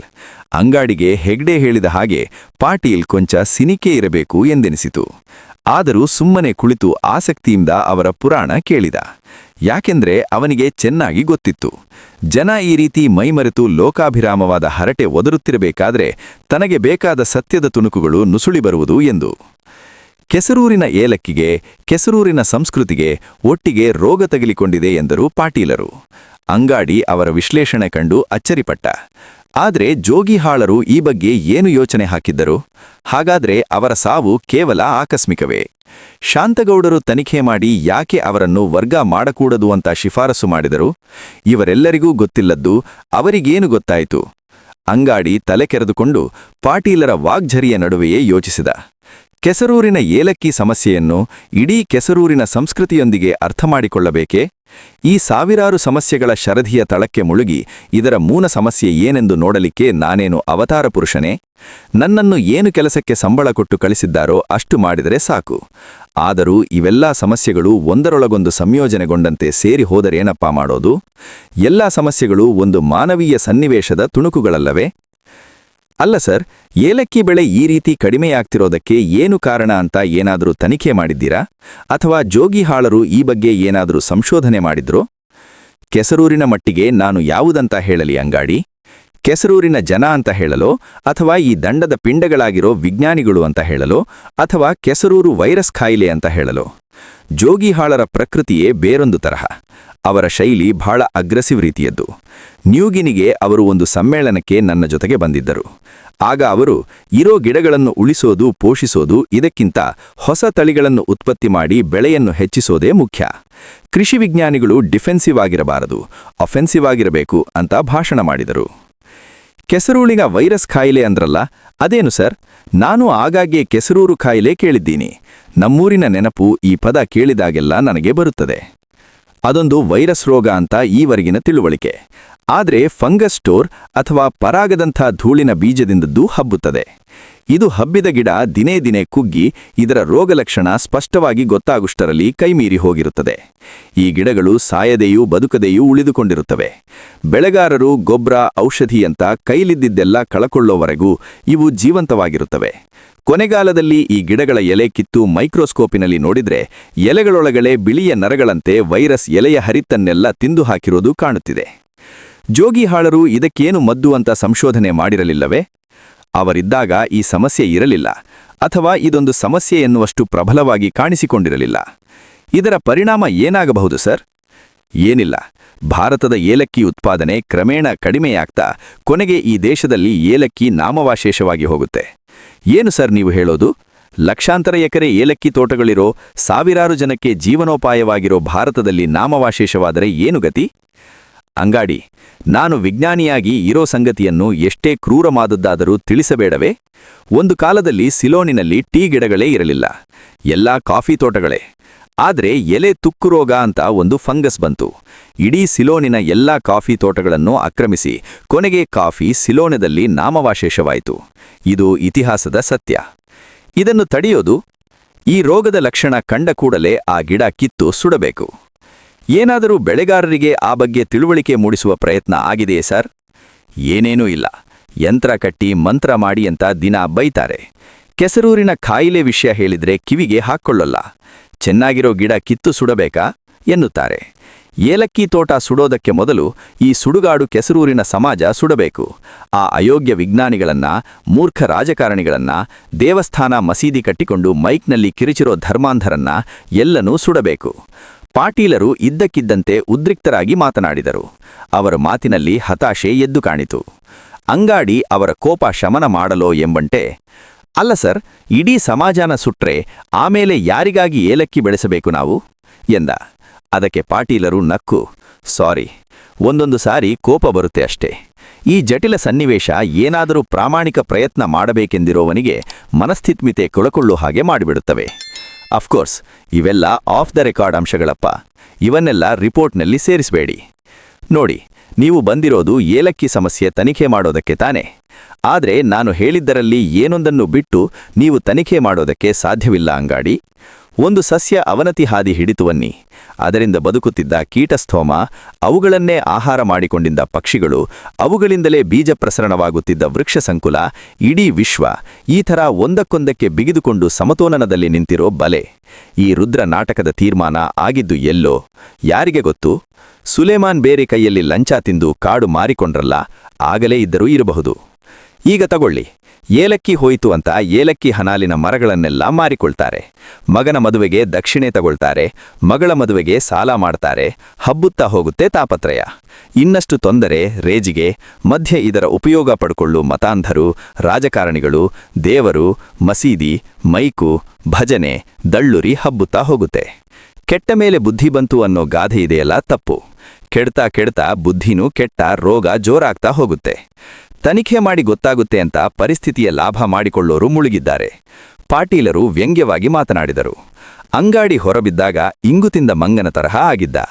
ಪಾಟೀಲರು ಮಾತಾಡುತ್ತಾ ಮಾತಾಡುತ್ತಾ ಅವರ ಆಲೋಚನೆಯ ಭಾವಲಹರಿಯೊಂದಿಗೆ ತೇಲಿ ಹೋದವನಿಗೆ ಆಚೆಗೆ ಬರುತ್ತಲೋ ಬೇರೊಂದು ಲೋಕಕ್ಕೆ ಬಂದಂತಾಯಿತು. ಪಾಟೀಲರೊಡನೆ ಇದ್ದಷ್ಟು ಹೊತ್ತು ಅಂಗಾಡಿಗೆ ವಿಷಾದ ಯೋಗದಲ್ಲಿ ಮುಳುಗಿದ್ದಂತೆನಿಸಿತು. ಯಾವುದೋ ಒಂದು ಗಿಡದ ಕಾಯಿಲೆಗೆ ಜಗತ್ತಿನ ಎಲ್ಲದನ್ನೂ ತಂದು ಗಂಟಾಕುವುದು ನ್ಯಾಯವೇ? ಹಾಗಾದರೆ ಪಾಟೀಲರು ಇಷ್ಟು ಹೊತ್ತು ಹೇಳುತ್ತಿದ್ದ ವಿಷಯಗಳಲ್ಲಿ ಯಾವುದು ಅಧ್ಯಯನ ಯೋಗ್ಯ? ನಾಳೆ ಹೋಗಿ ಈ ಊರಿನ ಮಾಜಿ MP ಶಾಂತಗೌಡರನ್ನು ಕಾಣಬೇಕು. ಜೋಗಿಹಾಳರ ಬಗ್ಗೆ ತನಿಖೆ ಮಾಡಿದಾಗ ಅವರು ಏನೇನು ತಿಳಿದರೂ ಕೇಳಬೇಕು. ಸದ್ಯಕ್ಕಂತೂ ಈ ಸಂಶೋಧನಾ ಕೇಂದ್ರದಲ್ಲಿ ಯಾವುದೇ ಉಪಯುಕ್ತ ಸಂಶೋಧನೆಯನ್ನು ನಡೆಯುತ್ತಿರುವಂತೆ ಕಾಣುತ್ತಿಲ್ಲ. ಈ ದರಿದ್ರ ಇಂಟೆಲಿಜೆನ್ಸ್ ಕೆಲಸ ಅಂದ್ರೆ ಇದೇ, ತಾಪೇದಾರಿ ಕೆಲಸ ಎಂದು ಸಂಶೋಧನಾ ಕೇಂದ್ರದಿಂದ ವಾಪಸ್ ಕೆಸರೂರಿಗೆ ಬರುತ್ತಾ ದಾರಿಯಲ್ಲಿ ಗೊಣಗಿಕೊಂಡ ಅಂಗಾಡಿ. ಸಿನಿಮಾ ನೋಡಿ ಇಂಟೆಲಿಜೆನ್ಸ್ ಕೆಲಸ ಅಂದ್ರೆ ಒಳ್ಳೆ ರೋಮಾಂಚಕ. ಇಂಗ್ಲಿಷ್ ಕಾದಂಬರಿಗಳಲ್ಲಿರುವಂತೆ ಸೂಟ್ ಕೋಟ್, ಕಪ್ಪು ಕನ್ನಡಕ ಧರಿಸಿ ಕೈಯಲ್ಲಿ ಪಿಸ್ತೂಲ್ ಹಿಡಿದು ಜೇಮ್ಸ್ ಬಾಂಡ್ ತರ ಇರಬಹುದು ಎಂದುಕೊಂಡಿದ್ದ ಅಂಗಾಡಿ ಫೈಲುಗಳನ್ನು ನೋಡುತ್ತಾ ರಿಪೋರ್ಟ್ಗಳನ್ನು ತಯಾರು ಮಾಡುತ್ತಾ ಮೂರ್ಖನಾಗಿದ್ದ. ಪಾಟೀಲರು ಮುದಿ ಬೋಳಮ್ಮನ ತರಹ ಅವನಿಗೆ ಕೊರೆದು ಊರಿನ ರಗಳೆಗಳನ್ನೆಲ್ಲ ಅವನ ಕಿವಿಗೆ ಉರುಟಿ ಇನ್ನಷ್ಟು ಅವನಿಗೆ ತನ್ನ ಹುದ್ದೆ ಬಗ್ಗೆ ರೇಜಿಗೆ ಉಂಟುಮಾಡಿದ್ದರು. ಸಂಶೋಧನಾ ಕೇಂದ್ರದಿಂದ ಕೆಸರೂರು 2 ಮೈಲಿಯಾಗುತ್ತದೆ. ಹಾದಿ ಪಕ್ಕದಲ್ಲೆಲ್ಲ ಏಲಕ್ಕಿ ತೋಟಗಳೇ ಇರುವುದರಿಂದ ಅದು ಕಾಡಿನ ಹಾದಿಯಂತೆ ಇತ್ತು. ಅಂಗಾಡಿ ಕಲ್ಲು ಸೇತುವೆ ದಾಟಿ ಕೊಂಚ ದೂರ ಬರುವಷ್ಟರಲ್ಲಿ ಯಾರೋ ಕಂಬಳಿ ಒದ್ದು ಮರೆಯಲ್ಲಿ ದೊಣ್ಣೆಯೊಂದಿಗೆ ನಿಂತಿರುವುದು ಕಾಣ್ತು. ಇದ್ದಕ್ಕಿದ್ದಂತೆ ಅಂಗಾಡಿಗೆ ಮೈ ಜುಮ್ಮೆಂತು. ಆದರೂ ಅದನ್ನು ಅವನು ತೋರಗೊಡದೆ ಅಲಕ್ಷಿಸಿ ಮುನ್ನಡೆದ. ಕೊಂಚ ದೂರ ನಡೆಯುವುದರೊಳಗೆ ಇನ್ನೊಂದು ಕಂಬಳಿ ಹೊದ್ದ ದೊಣ್ಣೆ ಹಿಡಿದ ಆಕೃತಿ ಮರೆಯಲ್ಲಿ ಅಡಗಿ ನಿಂತಿರುವುದು ಕಾಣ್ತು. ಏನೋ ನಡೆಯುತ್ತಿದೆ ಎಂದು ಅಂಗಾಡಿಗೆ ಗುಮಾನಿ ಶುರುವಾಯಿತು. ಸರಸರ ಕೆಸರೂರಿನತ್ತ ಕಾಲು ಹಾಕಿದ. ಕೊಂಚ ದೂರ ದಾರಿ ಕ್ರಮಿಸಿದ ಅನಂತರ ನೋಡುತ್ತಾನೆ, ಆ 2 ಆಕೃತಿಗಳು ಹಿಂಬಾಲಿಸುತ್ತಿವೆ. ಈಗ ನಾನು ನಿಜವಾದ ಪತ್ತೇದಾರ, ಹಿಂಗಿರಬೇಕು ಡಿಟೆಕ್ಟಿವ್ ಅಂದ್ರೆ ಎಂದು ಮನದಲ್ಲಿ ಅಂದುಕೊಳ್ಳುತ್ತಾ ಟಿಬಿಯಲ್ಲಿ ತಾನು ಸೂಟ್ಕೇಸಿನಲ್ಲೇ ಬಿಸಾಕಿ ಬಂದಿರುವ ರಿವಾಲ್ವರ್ ಅನ್ನು ಜ್ಞಾಪಿಸಿಕೊಳ್ಳುತ್ತಾ ಅಂಗಾಡಿ ಸರಸರ ಹತ್ತಿರ ಆಗುತ್ತಿದ್ದ ಕೆಸರೂರಿನತ್ತ ಹೆಜ್ಜೆ ಹಾಕಿದ.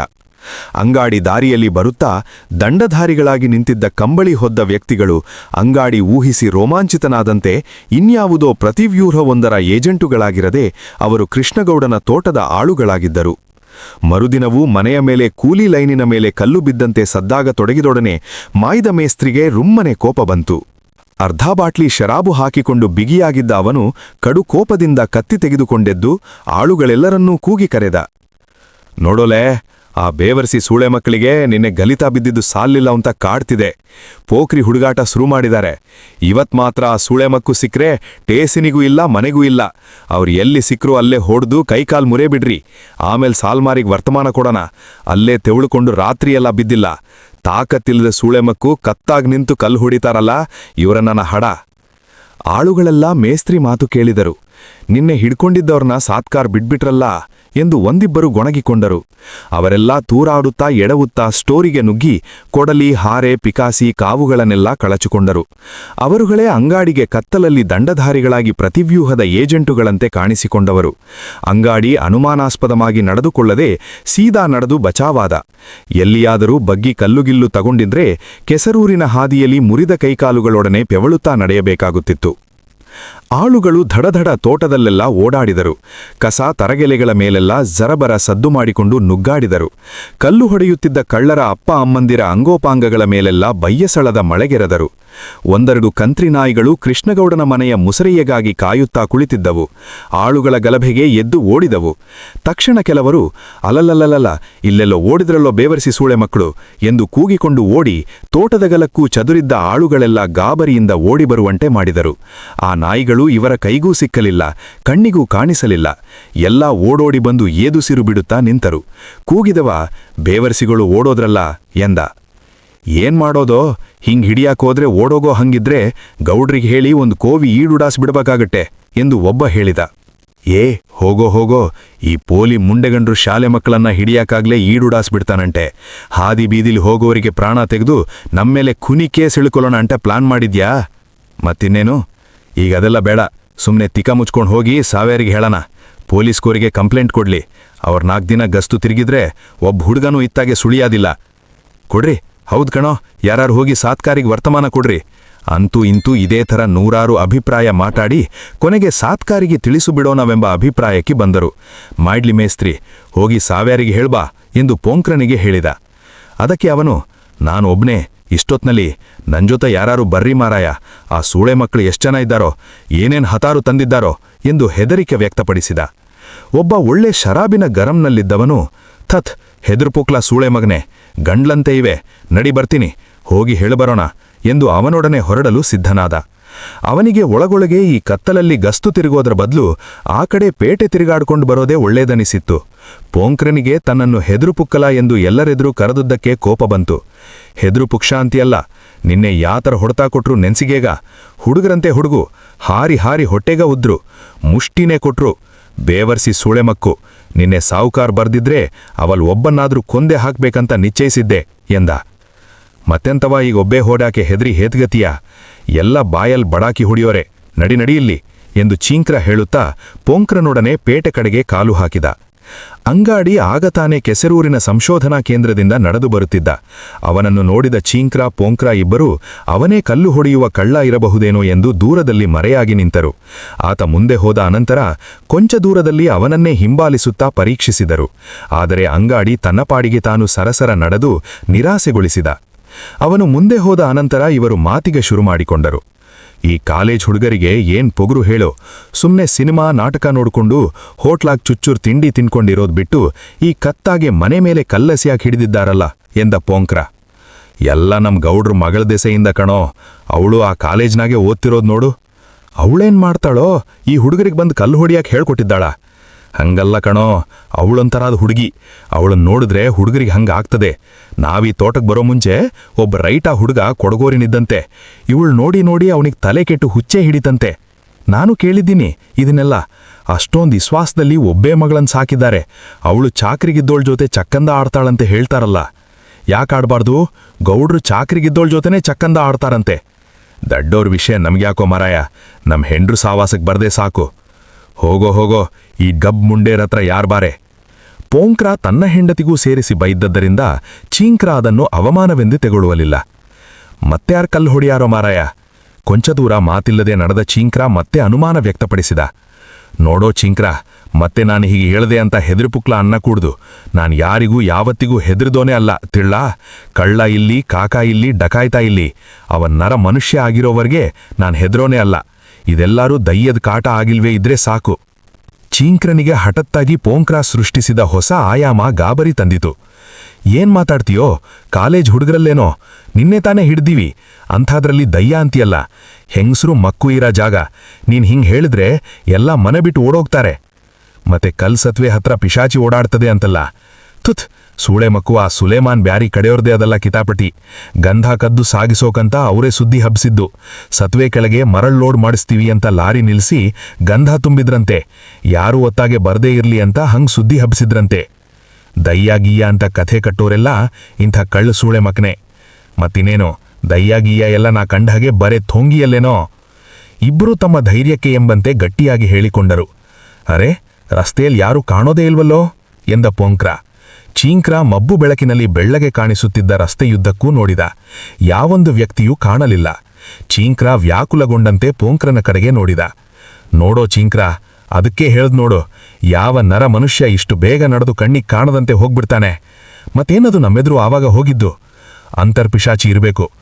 ಆದ್ರೆ ಅಂತರ್ಪಿಶಾಚಿಗೆ ಕಾಲು ತಿರಾಮುರ ಇದ್ವಂತೆ ಕಣೋ. ನಾವು ಅಸ್ಲ ಕಡೆ ನೋಡ್ಲೇ ಇಲ್ಲ. ಅದ್ ಬಂದ್ರೆ ಒಂದೇ ಉಪಾಯ, ಸುತ್ತ ಉಚ್ಚೆ ಹುಯ್ದು ಮಧ್ವ ನಿಂತುಬಿಡ್ಬೇಕಂತೆ. ನರಮನುಷ್ಯರ ಉಚ್ಚಿ ದಾಟದಿಲ್ವಂತೆ ಅಂತರ್ಪಿಶಾಚಿ. ಉಚ್ಚೆ ಹುಯ್ಯಾದ ಹೆಂಗೋ ಮಾರಾಯ, ನಮಗೆ ಚಡ್ಡಿಲೆಲ್ಲ ಖಾಲಿಯಾಗಿರೋದಲ್ಲ. ಅದೂ ಅಲ್ಲ, ಹೆಣ್ಣೆಂಗ್ಸರೆದ್ರು ಬಂದ್ರೆ ಅವ್ರೇನ್ ಮಾಡಬೇಕು ಹೇಳು ಎಂದು ಪಿಶಾಚಿ ಪ್ರತಿಬಂಧಕೋಪಾಯದ ತಾಂತ್ರಿಕ ತೊಂದರೆಗಳನ್ನೆಲ್ಲ ಪರ್ಯಾಲೋಚಿಸತೊಡಗಿದ.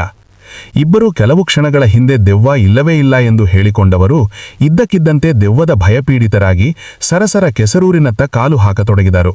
ಸಂಶೋಧನಾ ಕೇಂದ್ರದ ಕೀಟಶಾಸ್ತ್ರಜ್ಞ ಸಿದ್ದಪ್ಪ, ಪ್ಲಾಂಟ್ ಪೆಥಾಲಜಿಸ್ಟ್ ಹೆಗ್ಡೆ ಇಬ್ಬರಿಗೂ ಡಾಕ್ಟರ್ ಜೋಗಿಹಾಳರ ಬಗ್ಗೆ ಅಗಾಧವಾದ ಗೌರವ, ಅಭಿಮಾನ ಇತ್ತು. ಆದರೆ ಈಗೀಗ ಜೋಗಿಹಾಳರ ಹೆಸರು ಕೇಳಿದ್ರೆ ಸಾಕು ಕಿರಿಕಿರಿ ಆರಂಭವಾಗುತ್ತಿತ್ತು. ಪೊಲೀಸರು ಅವರ ಮರಣಾನಂತರ ಇವರನ್ನು ಪದೇ ಪದೇ ಕರೆಸಿ ತೊಂದರೆ ಕೊಟ್ಟಿದ್ದೇ ಇದಕ್ಕೆ ಕಾರಣ. ಮಾರನೇ ದಿನ ಪಾಟೀಲರು ಇವರನ್ನು ಕರೆಸಿ ಜೋಗಿಹಾಳರ ಸಂಶೋಧನೆಯ ನೋಟುಗಳೆಲ್ಲ ಎಲ್ಲಿ ಎಂದು ಸಂಶೋಧನಾ ಕೇಂದ್ರದ ಅಲಮಾರುಗಳನ್ನೆಲ್ಲ ತಪಾಸಣೆ ಮಾಡತೊಡಗಿದಾಗ ಇಬ್ಬರೂ ಒಳಗೊಳಗೆ ಈಗ ಇವನಿಗೆ ಜೋಗಿಹಾಳ್ ಜ್ಞಾಪಕ ಬಂದನೋ ಎಂದು ಗೊಣಗಿಕೊಂಡರು. ಆದರೂ ಅವರೆಲ್ಲ ಸೇರಿ ತಾವು ಜೋಗಿಹಾಳರೊಡನೆ ನಡೆಸಿದ್ದ ಸಂಶೋಧನೆಯ ನೋಟುಗಳು, ಗ್ರಾಫುಗಳು, ಸೈಟ್ಗಳು, ಸೈಡ್ಗಳು, ಫೋಟೋಗಳು ಎಲ್ಲವನ್ನೂ ರಾಶಿರಾಶಿಯಾಗಿ ಹೊರತೆಗೆದರು. ಎಲ್ಲ ಸಿಕ್ಕಾಪಟ್ಟೆ ಕಲಸು ಮೇಲೋಗರವಾಗಿ ಕುಳಿತಿದ್ದವು. ಬನ್ನಿ, ಈ ನೋಟುಗಳಲ್ಲಿರೋ ವಿಷಯಗಳಿಗೆ ಕಡಿಮೆ ಅಂದ್ರೆ 2-3 ಕೋಟಿ ರೂಪಾಯಿ ಸರ್ಕಾರದ ಹಣ ಖರ್ಚಾಗಿದೆ ಗೊತ್ತೋ? ಇವನ್ನೆಲ್ಲ ತೆಗೆದು ಇಲ್ಲಿ ತುರುಕಿ ಹಾಳು ಮಾಡಿದ್ದೀರಲ್ಲ, ಬನ್ನಿ ಹೇಳುತ್ತಿದ್ದೀನಿ ನಿಮ್ಗೆ ಎಂದು ಪಾಟೀಲರು ರೇಗಾಡಿದರು. ಇವರು ಬಂದು ಇಷ್ಟು ದಿನ ಅವರೂ ಇತ್ತ ಕಣ್ಣು ಹಾಯಿಸದೆ ನಮಗೆ ಬೈತಾರಲ್ಲ ಎಂದು ಹೆಗ್ಡೆ ಗೊಣಗಿಕೊಂಡ. ಜೋಗಿಹಾಳರೊಡನೆ ಕೆಲಸ ಮಾಡಿದ್ದ ಅವನಿಗೆ ಇದರಲ್ಲೇನೂ ಅಂಥ ಉಪಯುಕ್ತ ಮಾಹಿತಿ ಸಿಗಲಾರದೆಂದೇ ನಂಬಿಕೆ. ಅದನ್ನು ಪಾಟೀಲರಿಗೆ ಹೇಳಿದ್ದಕ್ಕೆ ಅವರು ರೇಗಿ, ಅಶ್ರೀ, ಕೊನೆ ಪಕ್ಷ ಅದೇ ಪ್ರಯೋಗಗಳನ್ನು ಮುಂದೆ ಬರೋರು ಮತ್ತೆ ಮತ್ತೆ ಪುನರಾವರ್ತನೆ ಮಾಡದೇ ಇರೋದಕ್ಕಾದರೂ ಅದರಿಂದ ಉಪಯೋಗ ಆಗುವುದಿಲ್ಲೇ ಎಂದು ದಬಾಯಿಸಿದರು. ಅವರೆಲ್ಲ ಅದನ್ನು ಗುಡ್ಡೆ ಮಾಡಿಕೊಂಡು ಸರಿಯಾದ ಅನುಕ್ರಮದಲ್ಲಿ ಜೋಡಿಸಲು ಯತ್ನಿಸುತ್ತಿರಬೇಕಾದರೆ ಅಂಗಾಡಿಯಿಂದ ಫೋನ್ ಬಂತು. ಪಾಟೀಲರು ಫೋನ್ ತೆಗೊಂಡು ಹಲೋ ಎಂದರು. ಅಂಗಾಡಿ ಫೋನ್ನಲ್ಲಿ ತಾನು ಆ ಕ್ಷೇತ್ರದ ಮಾಜಿ ಎಂಪಿ ಶಾಂತಗೌಡರನ್ನು ಕಂಡುದಾಗಿಯೂ ಅವರಿಂದ ಹಲವಾರು ಉಪಯುಕ್ತ ಮಾಹಿತಿಗಳನ್ನು ತಂದಿರುವುದಾಗಿಯೂ ಅದನ್ನು ಚರ್ಚಿಸಲು ಕೇಂದ್ರಕ್ಕೆ ಬರುವುದಾಗಿ ಹೇಳಿದ. ಹೆಗ್ಡೆ, ಸಿದ್ದಪ್ಪ ಇಬ್ಬರೂ ಅಂಗಾಡಿ ಹೆಸರು ಕೇಳಿದೊಡನೆ ಪಾಟೀಲರು ಈಗೇಕೆ ಜೋಗಿಹಾಳರ ನೋಟುಗಳನ್ನು ಹುಡುಕಿಕೊಂಡು ಲಾಟರಿ ಹೊಡೆಯುತ್ತಿದ್ದಾರೆಂದು ಅರ್ಥವಾಯಿತು. ಹೆಗ್ಡೆ ವಿಲಕ್ಕಿ ಬೋರ್ಡ್ ಇಂಟೆಲಿಜೆನ್ಸ್ ಆಫೀಸರ್ ಕಣೆಯ ಆತ. ಅವನು ಕಳಿಸೋ ರಿಪೋರ್ಟು ನೇರವಾಗಿ ಕೇಂದ್ರ ಕೃಷಿ ಮಂತ್ರಿಗಳ ಟೇಬಲಿಗೆ ಹೋಗ್ತದಂತೆ. ಯಾಕೆ ಹೇಳ್ದೆ ಅಂದ್ರೆ ಅವನು ಹೇಳೋದನ್ನ ಕೇಳೋದನ್ನ ನಾವು ಗಂಭೀರವಾಗಿ ಪರಿಗಣಿಸಬೇಕು ಅಂತ ಎಂದು ಪಾಟೀಲರು ಹೇಳಿದರು. ಮುನ್ನೆ ಕಾಫಿ ಬಾರ್ನಲ್ಲಿ ಕುಳಿತುಕೊಂಡು ನಾನು ಸಿದ್ದಪ್ಪ ಹರಟೆ ಕೊಚ್ಚುತ್ತಿರಬೇಕಾದ್ರೆ ಆತ ಬಂದಿದ್ದ ಸಾರ್. ನಮ್ಮ ಜೊತೆ ಕುಳಿತುಕೊಂಡು ಹರಟೆ ಹೊಡೆದ. ಕೇಂದ್ರ ಕೃಷಿ ಮಂತ್ರಿಗಳ ವಿಷಯ ಬಾಯ್ಬಿಡಲಿಲ್ಲವಲ್ಲ ಎಂದ ಹೆಗ್ಡೆ. ನಿಮಗ್ಯಾಕೆ ತಿಳಿಸ್ತಾನೆ? ಅದೆಲ್ಲ ಕಾನ್ಫಿಡೆನ್ಷಿಯಲ್ ವಿಷ್ಟ ಅಲ್ಲಿ. ನಿನ್ನೆ ಸಾಯಂಕಾಲ ನನ್ನತ್ತ ಬಂದಿದ್ದ. ನಾನಂತೂ ಎಲ್ಲ ಹೇಳಿದೆ. ಈ ದೇವಸ್ಥಾನ ಮಸೀದಿ ಗಲಾಟೆ, ಲೋಕಲ್ ಪಾಲಿಟಿಕ್ಸು, ನಮ್ಮ ವಿಜ್ಞಾನಿಗಳ ರಾಜಕೀಯ ಎಲ್ಲ. ಅವಾಗ ಬಾಯ್ಬಿಟ್ಟ, ಮಿನಿಸ್ಟ್ರಿಯಿಂದಾನೇ ತನಿಖೆ ಮಾಡೋದಕ್ಕೆ ಬಂದಿರೋದು ಅಂತ. ಅದಕ್ಕೆ ಕೊಂಚ ಹುಷಾರಾಗಿರಿ, ಹರಟೆ ಕೊಚ್ಚುತ್ತಾ ಏನೇನೋ ಮಾತಾಡಿ ತೊಂದರೆಗೆ ಸಿಕ್ಕಾಕಿಕೋಬೇಡ್ರಿ ಎಂದು ಯಾವುದೋ ಗೋಪ್ಯ ಸಂಗತಿ ಹೇಳುವವರಂತೆ ಅವರಿಬ್ಬರಿಗೂ ಹುಷಾರಿ ಹೇಳಿದರು. ಅಂಗಾಡಿ ಬರೋ ವೇಳೆಗೆ ಸಂಶೋಧನಾ ಕೇಂದ್ರ ತಳಿಶಾಸ್ತ್ರಜ್ಞ ಬೀಡರ್ ಮಹಮ್ಮದ್ ಕೂಡ ಅಲ್ಲಿದ್ದ. ಅಂಗಾಡಿ ಬಂದಾಗ ಸ್ವಾಗತಿಸಿದ ಪಾಟೀಲರು, ನೋಡಿ, ಜೋಗಿಹಾಳರ ನೋಟುಗಳನ್ನೆಲ್ಲ ಈಗ ತಿರುವಿ ಹಾಕ್ತಾ ಇದ್ದೀವಿ. ನೀವು ಮೊನ್ನೆ ಇದನ್ನು ಜ್ಞಾಪಿಸದೇ ಇದ್ರೆ ಇದೆಲ್ಲ ಕಸದ ಬುಟ್ಟಿಗೆ ಹೋಗ್ತಿತ್ತೋ ಏನೋ ಎಂದರು.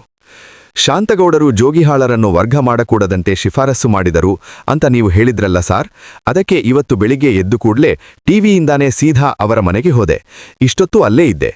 ಏನ್ ಮಾಡೋದು ಹೇಳಿ, ನನ್ನ ಗ್ರಾಚಾರ ಸರಿಯಿಲ್ಲ, ಅವರಿಗೆ ಉಬ್ಬಸ ವಿಪರೀತ, ಮಾತಾಡೋದಕ್ಕೆ ಕಷ್ಟ. ಏನಾದರೂ ಉಪಯುಕ್ತ ಮಾಹಿತಿ ಸಿಕ್ತಾ ಅಂಗಾಡಿ? ಜೋಗಿಹಾಳರ ಕೈ ಕೆಳಗೆ ಕೆಲಸ ಮಾಡಿರೋರೇ ಇಲ್ಲಿರಬೇಕಾದ್ರೆ ಇನ್ನು ಹೊಸ ವಿಷಯ ಏನು ತಿಳಿಸಿಯಾರು ಅನ್ನಿಸುತ್ತೆ ನನಗೆ. ಇಲ್ಲ ಸಾರ್, ಜೋಗಿಹಾಳರು ಅದೇನೋ ಹೆಚ್ಚಿಗೆ ಇಳುವರಿ ಕೊಡೋ ತಳಿ ರೂಪಿಸ್ತಾ ಇದ್ರು ಅಂತ ಅವರು ಹೇಳಿದರು. ಬೀಡರ್ ಮಹಮ್ಮದ್ ಹೇಳಿದ, ನೋಡಿ ಮಿಸ್ಟರ್ ಅಂಗಾಡಿ, ಈ ಸಂಶೋಧನಾ ಕೇಂದ್ರದ ತಳಿಶಾಸ್ತ್ರಜ್ಞ ನಾನು. ಅದಕ್ಕೆಲ್ಲ ನೀವು ನಮಗೆ ಕೇಳಿ ಸಾರ್. ಪಾಪ ರಾಜಕಾರಣಿಗಳನ್ನು ನೀವು ವಿಚಾರಿಸಿದರೆ ಏನು ಪ್ರಯೋಜನ? ಜೋಗಿಹಾಳರ ಜೊತೆ 6-7 ವರ್ಷ ಸತತ ಸಂಶೋಧನೆ ಮಾಡಿದವನು ನಾನು. ಈ ಫೈಲುಗಳಿವೆಯಲ್ಲ, ಅವೆಲ್ಲ ಅದೇ ರಿಕಾರ್ಡುಗಳು. ಸ್ವಲ್ಪ ಈ ವಿಷಯ ವಿವರವಾಗಿ ತಿಳಿಸ್ತೇನೆ, ಕೂತ್ಕೊಳ್ಳಿ. ಏಲಕ್ಕಿಯಲ್ಲಿ ಹೆಚ್ಚು ಇಳುವರಿ ಕೊಡೋ ಗಿಡ, ರೋಗ ನಿರೋಧಕ ಶಕ್ತಿ ಇರೋ ಗಿಡ, ಪ್ರತಿ ವರ್ಷ ಒಂದೇ ರೀತಿ ಏರಿಳಿತವಿಲ್ಲದೆ ಫಸಲು ಕೊಡೋ ಗಿಡ ಎಲ್ಲವನ್ನೂ ತಂದು ಇವೆಲ್ಲಾ ಗುಣಗಳು ಒಂದೇ ಗಿಡದಲ್ಲಿರೋ ತಳಿಯನ್ನು ಉತ್ಪತ್ತಿ ಮಾಡಲ್ಲೋದಕ್ಕೆ ತುಂಬಾ ಪ್ರಯತ್ನ ಮಾಡಿದವು. ಏಲಕ್ಕಿ ಪರಕೀಯ ಪರಾಗಸ್ಪರ್ಶದಿಂದ ಮಾತ್ರವೇ ಕಾಯಿಯಾಗೋ ಗಿಡ. ಹಾಗಾಗಿ ತಯಾರು ಮಾಡಿದ ಸಸಿಗಳಿಗೆ ಇಂತಹದೇ ಗುಣ ಇರುತ್ತೆ ಅಂತ ಹೇಳಲು ಸಾಧ್ಯವಾಗಲೇ ಹೋಯಿತು. ಮತ್ತೆ ಹಳೆ ತೊಂದರೆ ಅವಗುಣಗಳಿರೋ ಸಸ್ಯ ಸಮುದಾಯ ಬಂತು. ಇದರಿಂದ ಜೋಗಿಹಾಳರು ಈ ದಿಕ್ಕಿನಲ್ಲಿ ಸಂಶೋಧಿಸೋದು ನಿರುಪಯುಕ್ತ ಅನ್ನೋ ತೀರ್ಮಾನಕ್ಕೆ ಬಂದರು. ಚೆನ್ನಾಗಿ ಫಸಲು ಕೊಡೋ ಗಿಡಗಳಿಂದಲೇ ಬೀಜ ತೆಗೆದು ಸಸಿ ಮಾಡಿ ಪರೀಕ್ಷೆ ಮಾಡಿದೆವು. ಅವುಗಳ ಬೀಜದಿಂದ ಬರೋ ಸಸಿಗಳ ನಡವಳಿಕೆನೂ ಯಥಾಪ್ರಕಾರವೇ ಇರುತ್ತೆ. ಎಲ್ಲೋ 1000ಕ್ಕೆ 4 ಗಿಡಗಳು ಪ್ರತಿ ವರ್ಷವೂ ಚೆನ್ನಾಗಿ ಫಸಲು ಕೊಡುತ್ತವೆ, ಮಿಕ್ಕವು ಪ್ರಯೋಜನವಿಲ್ಲ. ಆ ಒಳ್ಳೆ ಗಿಡಗಳನ್ನೇ ಆರಿಸಿ ಅವುಗಳ ಬೀಜದಿಂದಲೇ ಸಸಿ ಮಾಡಿದೆವು. ಅವುಗಳ ಹಣೆಬರಹನೂ ಯಥಾಪ್ರಕಾರವೇ. ಬೀಡರ್ ಮಹಮ್ಮದ್ ಜೋಗಿಹಾಳರೊಡನೆ ನಡೆಸಿದ್ದ ಸಂಶೋಧನೆಯ ಸಾರವನ್ನು ಅವರಿಗೆ ನಿವೇದಿಸಿದರು. ಅಂಗಾಡಿ ಮಿನಿಸ್ಟರಿಗೆ ರಿಪೋರ್ಟ್ ಮಾಡ್ತಾನೇನೋ ಏನೋ, ಏಲಕ್ಕಿಯ ಎದುರು ತಮ್ಮ ಸಂಶೋಧನೆಯ ಪ್ರಗತಿ ಕುಂಠಿತವಾಗಿ ಹೋಗಿದೆ ಎಂದು ಅಸಹಾಯಕರಾಗಿ ನಿವೇದಿಸಿಕೊಂಡರು. ನೋಡಿ, ಏಲಕ್ಕಿಯಲ್ಲಿರೋದು ಇದೇ ತೊಂದರೆ. ಪರಕೀಯ ಪರಾಗಸ್ಪರ್ಶದಿಂದ ಆಗೋ ಬೀಜ ಹೊಸ ತಳಿ ಮಾಡಕ್ಕೆ ಆಗೋಲ್ಲ. ಬಾಳೆ ಮರದ ಜಾತಿಗೆ ಸೇರಿದ ಗಿಡವಾಗಿದ್ದರಿಂದ ಕಸಿ ಕಟ್ಟೋದಕ್ಕೆ ಆಗೋಲ್ಲ. ಎಕರೆಗೆ ಹೆಚ್ಚು ಸಸಿ ನೆಟ್ಟು ಇಳುವರಿ ಹೆಚ್ಚಿಸೋಣೆಂದರೆ ಅವು ನೆಟ್ಟು 3 ವರ್ಷಕ್ಕೆ ಗರಿಷ್ಠ ಪ್ರಮಾಣ ಮುಟ್ಟಿದ ನಂತರ ಒಂದೇ ಸಮ ಗಿಡಗಳು ಒತ್ತೊತ್ತಾಗಿ ಬೆಳೆದು ಉತ್ಪತ್ತಿ ಇಳಿಮುಖವಾಗುತ್ತದೆ.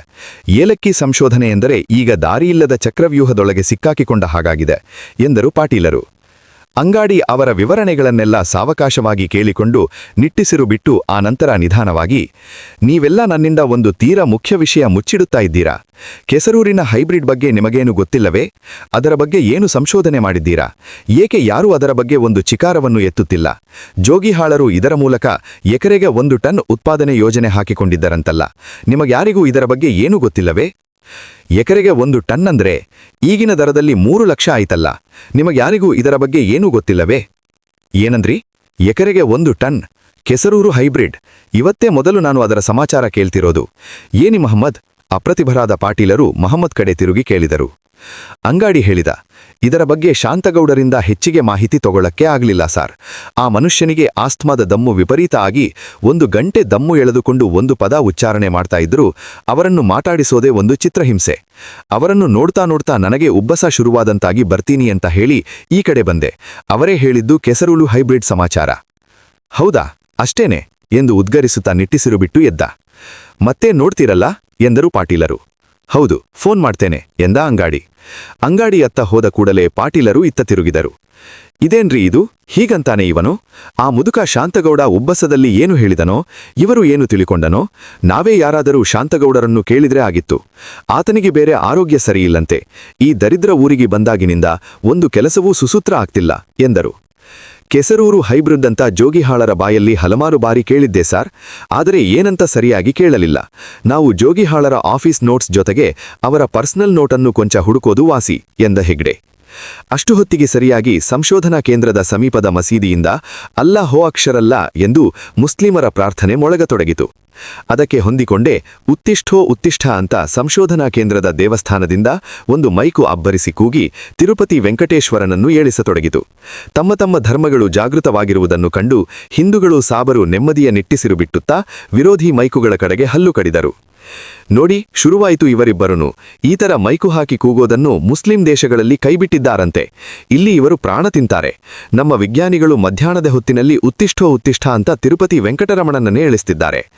ಏನಯ್ಯ ಹೆಗ್ಡೆ, ಮಹಮ್ಮದ್, ನೀವು ಇದ್ರೂ ನಿಮ್ಮವರಿಗೆ ಕೊಂಚ ಹೇಳಬಾರದೇನಯ್ಯ ಎಂದರು. ಗಲಭೆ ತಾಳಲಾರದೆ ಪಾಟೀಲರು ತಲೆಮೇಲೆ ಕೈ ಹೊತ್ತು ಕುಳಿತರು. ಎಂದ ಹೆಗ್ಡೆ, ಮಹಮ್ಮದ್, ನೀನು ನಮಾಜ್ಗೆ ಹೋಗದೆ ಇಲ್ಲೇ ಇದೆಯಲ್ಲ? ಇಲ್ಲ, ನಾನು ಶುಕ್ರವಾರ ಮಾತ್ರ ಹೋಗೋದು. ಆಫೀಸ್ ಅವರ್ಸ್ನಲ್ಲಿ ಹೇಗೆ ಹೋಗೋದಪ್ಪ? ಕುರಾನ್ನಲ್ಲಿ ಹೇಳಿದ್ದೆಲ್ಲ ಈಗಿನ ಕಾಲದಲ್ಲಿ ಮಾಡಕ್ಕೆ ಹೋದ್ರೆ ಆಗುತ್ತೇನಯ್ಯ ಎಂದ ಮಹಮ್ಮದ್. ಈ ವಿಷಯ ಯಾರಿಗೂ ತಿಳುವಳಿಕೆ ಹೇಳೋ ಹಾಗಿಲ್ಲ ಸಾರ್. ನಮ್ಮ ಕೇಂದ್ರದ ಹಿಂದೂ ಪರಿಷತ್ ಬೆಂಬಲಿಗರಿಗೆ ಹೇಳಿದರೆ ಸಾಬರ ಸೊಕ್ಕು ಮುರಿತೀನಿ ಅಂತಾರೆ. ಸಾಬರಿಗೆ ಹೇಳಿದರೆ ಹಿಂದೂಗಳ ಗಾಂಚಾಲಿಗೆ ಹೆದರೋದಿಲ್ಲ ಅಂತಾರೆ. ಇಲ್ಲೂ ನಮ್ಮನ್ನ ಎದುರು ಪಾರ್ಟಿ ಏಜೆಂಟ್ ಅಂತ ತಿಳ್ಕೊಂಡು ಕೆಂಗಣ್ಣು ಬಿಡುತ್ತಾರೆ. ಇವರಿಬ್ಬರಿಗೂ ದೊಡ್ಡ ದೊಡ್ಡವರ ಸಪೋರ್ಟ್ ಬೇರೆ ಇದೆ ಎಂದು ಹೆಗ್ಡೆ ಪಾಟೀಲರಿಗೆ ವಿವರಿಸಿದ. ಇವರ ಗಲಭೆಯೆಲ್ಲ ಮುಗಿಯಲಿ ಬನ್ನಿ, ಆಮೇಲೆ ಕೆಸರೂರು ಹೈಬ್ರಿಡ್ ವಿಷಯ ಯೋಚನೆ ಮಾಡೋಣ. ಈಗ ಊಟಕ್ಕೆ ಹೋಗೋಣ ಎಂದರು ಖಿನ್ನರಾಗಿ ಪಾಟೀಲರು. ಅದೇ ನಾನು ಆಗಲೇ ಹೇಳಿದನಲ್ಲ ಸಾರ್, ಕೆಸರೂರು ಹೈಬ್ರಿಡ್ ಬೀಜ ಅಂತ ಒಂದು ಪ್ಲಾಟ್ ಮಾಡಿದ್ದೀವಲ್ಲ, ಅಷ್ಟೇ. ಅದರಲ್ಲಿ ಹೆಚ್ಚಿಗೆ ಏನೂ ರಹಸ್ಯ ಇದೆ ಅಂತ ನಾನು ತಿಳಿದಿಲ್ಲ ಎಂದ ಮಹಮ್ಮದ್. ಅವನ ಮಾತು ಕೇಳಿ ಮೊದಲೇ ರೇಜಿಗೆಯಲ್ಲಿದ್ದ ಪಾಟೀಲರಿಗೆ ಕಡು ಕೋಪ ಬಂತು. ಹೌದು, ನೀನು ತಿಳಿದಲ್ಲ, ಅದಕ್ಕೆ ಅದು ಮತ್ತೆ ರಹಸ್ಯವಾಗಿರೋದು. ಫೂಲಿಶ್ ಫೆಲೋ, ಆ ಪ್ಲಾಟಿಗೆ ಬೀಜ ಎಲ್ಲಿಂದ ತಂದ್ರಯ್ಯ? Where is the mother plant? ಯಾವ ಗಿಡದಿಂದ ಆ ಬೀಜ ತಂದಿದ್ರು? ಯಾಕೆ ಅದನ್ನ ಕೆಸರೂರಿನ ಹೈಬ್ರಿಡ್ ಅಂತ ಕರೆದರು? ರಹಸ್ಯವಿಲ್ಲದೆ ಇದ್ರೆ ಹೇಳು ಈಗ, ಬಿಡು ಬಾಯಿ ಎಂದು ಮಹಮ್ಮದ್ ಮೇಲೆ ರೇಗಾಡಿದರು. ಮೈಕುಗಳ ಸ್ವರ ಏರುತ್ತಿದ್ದಂತೆ ಪಾಟೀಲರ ಕೋಪ ರೇಜಿಗೆಯಲ್ಲೂ ಬರತೊಡಗಿದ್ದವು. ಎಲ್ಲ ಸೇರಿ ಜೋಗಿಹಾಳರನ್ನು ಕುನಿ ಮಾಡಿದ್ದೀರಾ ಅಂತ ಹೇಳ್ತೀನಿ ತಾಳು, ಮಿನಿಸ್ಟ್ರಿಗೆ ಹಂಗೆ ರಿಪೋರ್ಟ್ ಮಾಡಲಿ ಎಂದರು. ಶ್ಯಾಮಾನಂದನ ಅಂಗಾಡಿ ಟಿಬಿಗೆ ಒಂದು ಸುಮ್ಮನೆ ಕುಳಿತ. ಇಲ್ಲಿಯವರೆಗೂ ರಿಪೋರ್ಟಿನ ಕೊಂಚ ಭಾಗವನ್ನೂ ಬರೆದಿರಲಿಲ್ಲ. ಸುಮ್ಮನೆ ಒಂದಿಷ್ಟು ಕಾಟಾಚಾರದ ನೋಟ್ಸ್ ನಾಡಿಟ್ಟಿದ್ದ. ಜೇಬಿನಿಂದ ರಿವಾಲ್ವರ್ ಒಂದನ್ನು ತೆಗೆದು ಬಾಯಿ ಕಳೆದುಕೊಂಡಿದ್ದ ಸೂಟ್ಕೇಸಿನ ಒಳಗೆ ಎಸೆದ. ರಿವಾಲ್ವರ್ ಜೇದೊಳಗಿಟ್ಟುಕೊಂಡು ಶಾಂತಗೌಡರನ್ನು ಪಾಟೀಲರನ್ನು ನೋಡ ಹೋಗಿದ್ದಕ್ಕೆ ಅವನಿಗೆ ನಗು ಬಂತು. ನಿನ್ನೆ ಇಬ್ಬರು ದೊಣ್ಣೆ ಹಿಡಿದುಕೊಂಡು ಸಂಶೋಧನಾ ಕೇಂದ್ರದ ಹಾದಿಯಲ್ಲಿ ಇವನನ್ನು ಹಿಂಬಾಲಿಸಿದ ನಂತರ ಅಂಗಾಡಿ ತಗೊಂಡ ಎಚ್ಚರಿಕೆ ಕ್ರಮ ಇದು.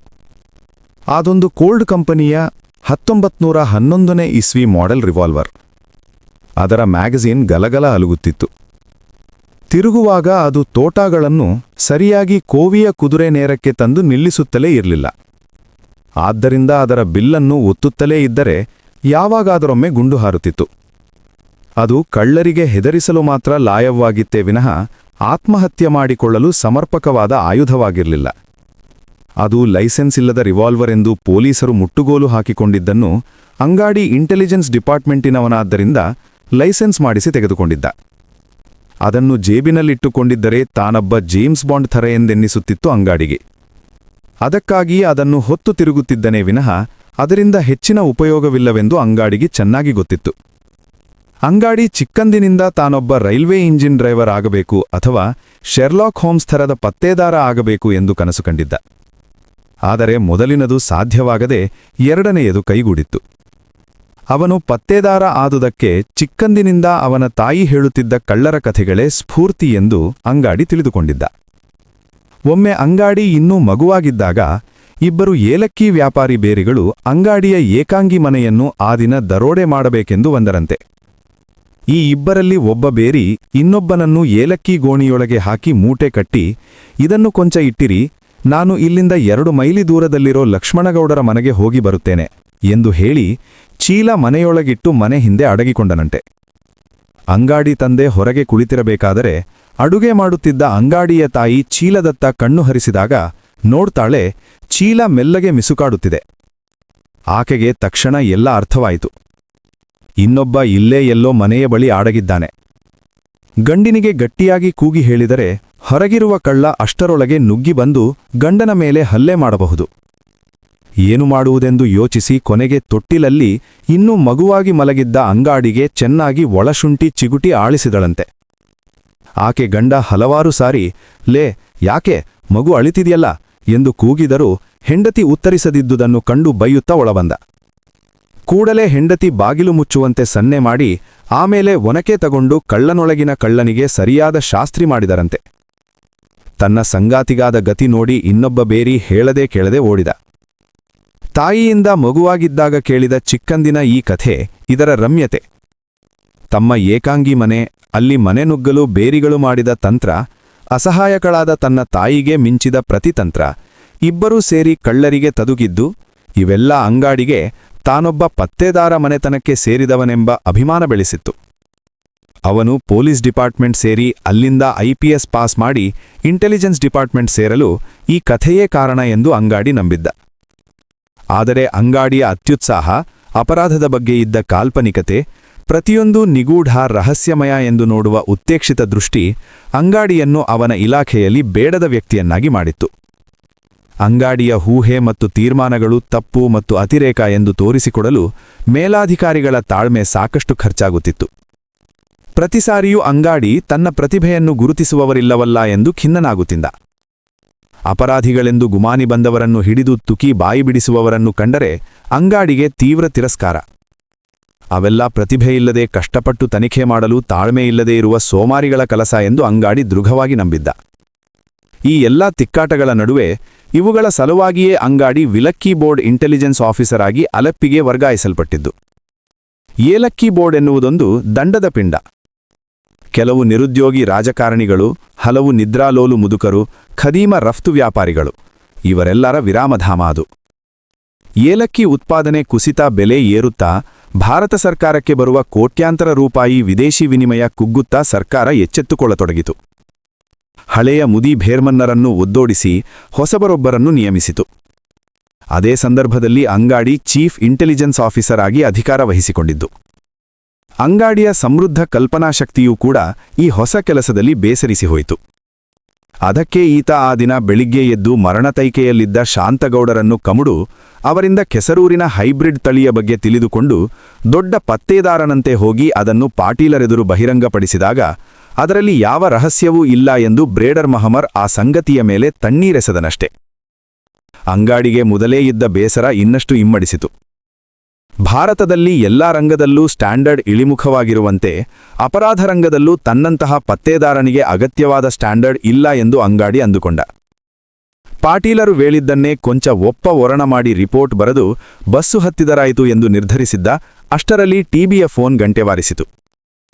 ಮೇಟಿ ಎತ್ತುತ್ತಾನೆಂದು ಫೋನ್ ಎತ್ತದೆ ಅಂಗಾಡಿ ಕಾದ. ಆದರೆ ಮೇಟಿ ಬರಲಿಲ್ಲ. ಅಂಗಾಡಿಯೇ ಫೋನ್ ಎತ್ತಿ ಹಲ್ಲೋ ಎಂದ. ಯಾವುದೋ ಗುರುತಿನ ಧ್ವನಿ ಎನ್ನಿಸಿತು, ಆದರೆ ಯಾರಂತ ಗೊತ್ತಾಗಲಿಲ್ಲ. ಮತ್ತೇನು ಸಮಾಚಾರ? ಏನಿಲ್ಲ, ಸಾಯಂಕಾಲ ಕಾಫಿ ಬಾರಿಗೆ ಬರೀರಾ, ಮಾತಾಡೋಣ. ಈ ಊರು ಯಾಕೋ ತುಂಬಾ ಬೇಸರವಾಗಿದೆ. ಓ ಎಸ್, ಸಿಡ್ತೀನಿ. ಕೃಷ್ಣಗೌಡ ಕಲ್ಲೆಸೆಯುವ ಪುಂಡೆ ಕಿರಿಕಿರಿಗೆ ಬೇಸತ್ತು ಕೊನೆಗೆ ಆಳುಗಳ ಸಲಹೆಯಂತೆ ಪೊಲೀಸರಿಗೆ ತಿಳಿಸಿದ. ಕಂಪ್ಲೇಂಟ್ ಬರಕೊಂಡ ಪೊಲೀಸ್ ದಫೇದಾರ್ ಜೋಗಪ್ಪ, ನೋಡಿ ಸಾರ್, ಈ ಊರಲ್ಲಿ ಕಳ್ಳನೆ ಮಾಡೋ ಖದೀಮರೆಲ್ಲ ಇಂತಿಂತ ಕೆಲ್ಸ ಮಾಡೋರು ಇಂತಿಂತಾವ್ರೆ ಅಂತ ನಮ್ಲೆ ಗೊತ್ತಿದ. ದೀಪ ಕದ್ಲಿ, ನಲ್ಲಿ ಕದ್ಲಿ, ಕನ್ನ ಹೊಡಿಲಿ, ಬಟ್ಟೆ ಕದ್ಲಿ, ಇಂತೋನೆ ಅಂತ ಕುಂತಲ್ಲಿಂದ ಹೇಳ್ಬಿಡ್ತೀನಿ. ಆದರೆ ಈ ಥರ ಕಲ್ಲು ಹೊಡಿಯೋರು ಯಾರಂತ ಗೊತ್ತಿಲ್ಲ. ನಿಮ್ಗೆ ಯಾರ ಮೇಲಾರ ಗುಮಾನಿದ್ರೆ ಹೇಳಿ, ನಿಗಾ ಮಾಡುತ್ತೀವಿ. ಬರದು. ಯಾವ ಮೇಲೆ ಅಂತ ಹೇಳಿ ದಫೇದಾರ್ರೆ? ಆ ಕಾಲೇಜ್ ಹುಡುಗರು ಅಂತ ತಿಳ್ಕೊಂಡಿದ್ದೆ. ಅದಕ್ಕೆ ಅವರ ಮೇಷ್ಟ್ರಿಗೂ ಹೇಳೋ. ಈಗಿನ ಕಾಲದ ಹುಡುಗರೇನು ಯಾರಾತನ್ನೂ ಕೇಳೋರಲ್ಲ. ನೋಡಿಗೌಡ, ಆ ಕಾಲೇಜ್ ಹುಡುಗರು ಯಾರು ಅಂತ ಗ್ಯಾರಂಟಿಯಾದ ಹೊತ್ತು ಅವರ ಮೇಲೆ ಕ್ರಮ ತಗೊಳ್ಳೋಕ್ಕಾಗೋಲ್ಲ. ಆ ಕಳ್ಳುಂಡೆ ಮಕ್ಕು ಪೊಲೀಸ್ಕೋನು ಅಂದ್ಕೂಡ್ಲೆ ಒಗ್ಗಟ್ಟಾಗ್ಬಿಡ್ತಾರೆ. ಹರ್ತಾಳು, ಅಂಗಡಿ ಬಂದು, ಗಾಜೊಡಿಯೋದು ಎಲ್ಲ ಶುರು ಮಾಡ್ಕೊಂಡ್ಬಿಟ್ಟಿರ್ತಾರೆ. ಅದಕ್ಕೆ ಸುಮ್ಮನೆ ನಿಗಾ ಇಟ್ರಿ ಅಷ್ಟೇ. ಈಗ ಬರೀ ಕಲ್ಲು ಬೀಳ್ತಿರೋದು ತಾನೆ, ಹೆಚ್ಚಿನ ತೊಂದರೆ ಏನಿಲ್ವಲ್ವಾ ಎಂದ ದಫೇದಾರ್ ಜೋಗಪ್ಪ. ಜೋಗಪ್ಪನಿಗೆ ಕೆಸರೂರು ಕಾಲೇಜು ಹುಡುಗರು ತರಲೆ ತೆಗೆದ್ರೆ ಚಿಕ್ಕಮಗಳೂರಿನಿಂದ ರಿಸರ್ವ್ ಕರೆಸದೆ ಅವರನ್ನು ಹತೋಟಿಗೆ ತರೋದು ಸಾಧ್ಯ ಇಲ್ಲ ಎಂದು ಚೆನ್ನಾಗಿ ಗೊತ್ತಿತ್ತು. ಸರಿ ಜೋಗಪ್ಪ, ಇದೇ ಥರ ದಿನ 4 ಕಲ್ಲು ಬೀಳ್ತಾ ಇದ್ರೆ ಮನೆಯೊಳಗಿರೋರ್ ಚಿಂತೆ. 3 ದಿನದಿಂದ ಆಳುಗಳಿಗೆ ನಿದ್ದೆ ಇಲ್ಲ. ಪಹರೆ ಕಾಯೋನು ಅಲ್ಲಿ ಓಡಿದ್ರು ಇಲ್ಲಿ ಓಡಿದ್ರು ಅಂತ ಗಲಾಟೆ, ಗಸ್ತು ತಿರುಗೋದು ಇದೇ ಆಗೋಗಿದೆ. ಒಂದು ಕೆಲಸ ಮಾಡಿ ಗೌಡ್ರೆ, ನಿಮ್ಮತ್ರ ಎಂಥದಿದ್ರೂ ತೋಟ ಕೋವಿ ಇದೆಯಲ್ಲ, ಕಲ್ಲು ಬೀಳೋ ಟೈಮಿಗೆ ಗಾಳಿಗೆ ಒಂದು ಗುಂಡು ಹಾರಿಸಿಬಿಡಿ ನೋಡಿ, ಆಮೇಲೆ ಕಲ್ಲು ಬೀಳ್ತದಂತ. ಯಾರೋ ನಿಮ್ಮೊಕ್ಷೆ ಆಳುಗಳ್ದೇ ಈ ಕೆಲಸ. ನಿಮ್ಗೆ ಆ ಕಡೆ ಕೊಂಚ ಬೀಟ್ ಹಾಕೋದಕ್ಕೆ ಆಗತ್ತಾ ಜೋಗಪ್ಪ? ಪೊಲೀಸ್ಕೋರು ಅಂದ್ರೆ ಜನ ಕೊಂಚ ಹೆದರ್ತಾರೆ. ನಮ್ಗೆಲ್ಲ ಹೆದರೋರಲ್ಲ. ಗುಂಡು ಹಾರಿಸಿ ಯಾರಿಗಾದ್ರೂ ಗುಂಡು ತಗಲಿದ್ರೆ ಏನಪ್ಪ ಮಾಡೋದು? ನಾನೇನು ಜನಕ್ಕೆ ಗುಂಡು ಹೊಡೀರಿ ಅಂತ ಹೇಳ್ತಿಲ್ಲಲ್ವಾ ಸ್ವಾಮಿ, ಆಕಾಶಕ್ಕೆ ಗಾಳಿಗೆ ಹಾರಿ ಅಂತ. ಅಷ್ಟ್ರ ಮೇಲೆ ಯಾರಿಗಾದ್ರೂ ತಗಲಿದ್ರೆ ಏನ್ ಮಾಡೋಕ್ಕಾಗ್ತದೆ? ಕಾನೂನು ಪ್ರಕಾರ ನಿಮ್ಗೆ ಕೋವಿ ಲೈಸೆನ್ಸ್ ಕೊಟ್ಟಿರೋದು ಆತ್ಮರಕ್ಷಣೆಗೆ, ಆಸ್ತಿಪಾಸ್ತಿ ಲಕ್ಷಣೆಗೆ. ಆಳುಗಳಿಗೆಲ್ಲ ಮನೆಯೊಳಗಿರಿ ಅಂತ ಹೇಳಿ ಆಕಾಶಕ್ಕೆ ಒಂದು ಗುಂಡು ಉಡಾಯಿಸ್ಬಿಡಿ ಅಷ್ಟೇ ಅಂದ ದಫೇದಾರ್ ಜೋಗಪ್ಪ.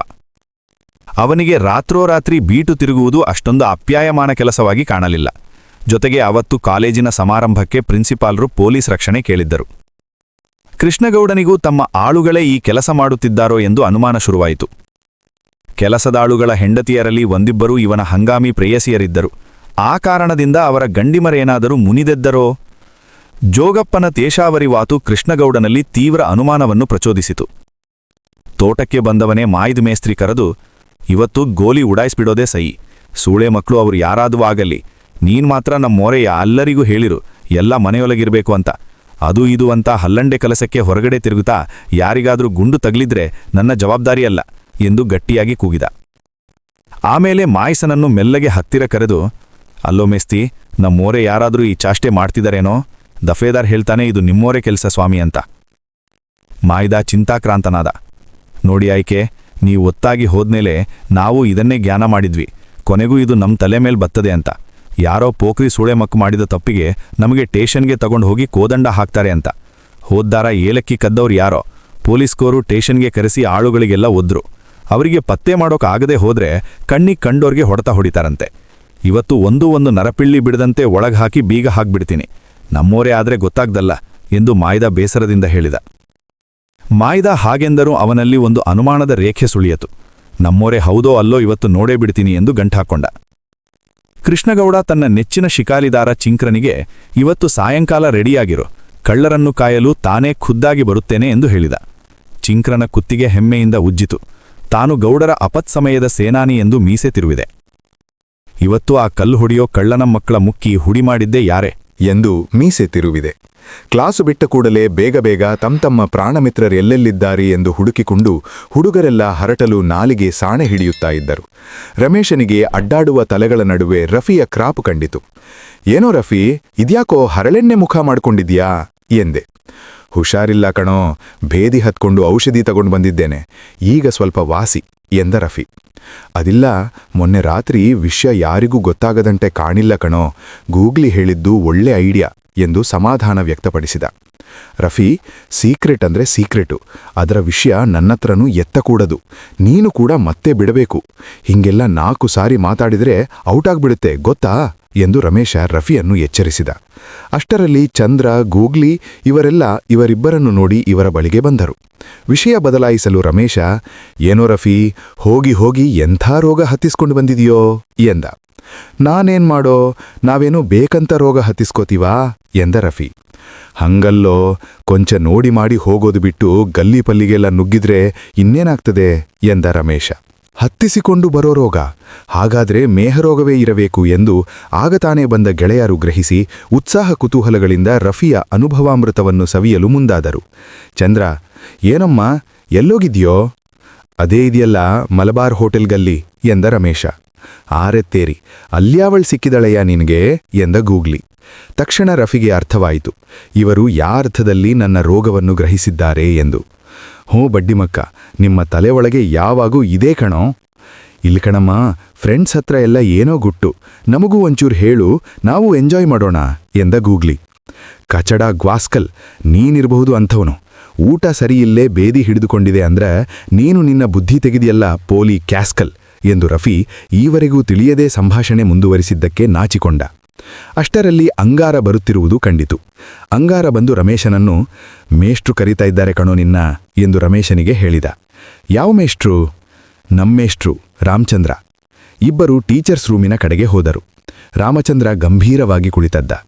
ರಮೇಶ್, ನಮ್ ಸ್ಟೂಡೆಂಟ್ಸ್ ಯಾರಯ್ಯ, ಮನೆ ಮೇಲೆ ಕಲ್ಲೆಸೆಯೋದು ಇವೆಲ್ಲ ಕಿತಾಪತಿ ಮಾಡ್ತಾರಂತಲ್ಲ ಎಂದು ರಾಮಚಂದ್ರ ಕೇಳಿದ. ಅಂಗಾರನಿಗೂ ರಮೇಶನಿಗೂ ರಕ್ತ ತಣ್ಣಗಾಗತೊಡಗಿತು. ನಮ್ಮ ಸೀಕ್ರೆಟ್ ಔಟ್ ಆಗಿದೆ. ಕೊಟ್ಟ ಕೈ ಗೂಗ್ಲಿ ಸೂಳೆ ಮಗ, ಅವಂದೇ ಇರಬೇಕು ಈ ಕೆಲಸ.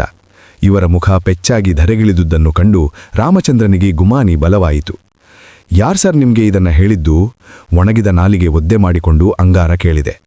ಬೆಳಿಗ್ಗೆ ಹುಡುಗಿಯಲು ತಮ್ಮಲ್ಲೇ ಮಾತಾಡುತ್ತಾ ಹೋಗಿದ್ದು ಈಗ ರಮೇಶನಿಗೆ ಅನೇಕ ಅರ್ಥಗಳನ್ನು ಹೊಮ್ಮಿಸತೊಡಗಿತು.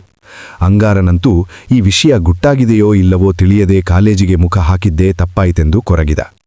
ಯಾರಾದರೂ, ಇಲ್ಲಿ ರಮೇಶ್, ಈ ವಿಷಯ ಏನು ಅಂತ ಕೇಳಿದ್ದೆ ಅಷ್ಟೇ. ಗೂಗ್ಲಿ ಅಲ್ವಾ ಸರ್? ಛೇಛೆ, ಅವನಲ್ಲ. ಯಾಕೆ, ಯಾರು ಅಂತ ಕೇಳಿದ್ದಿ?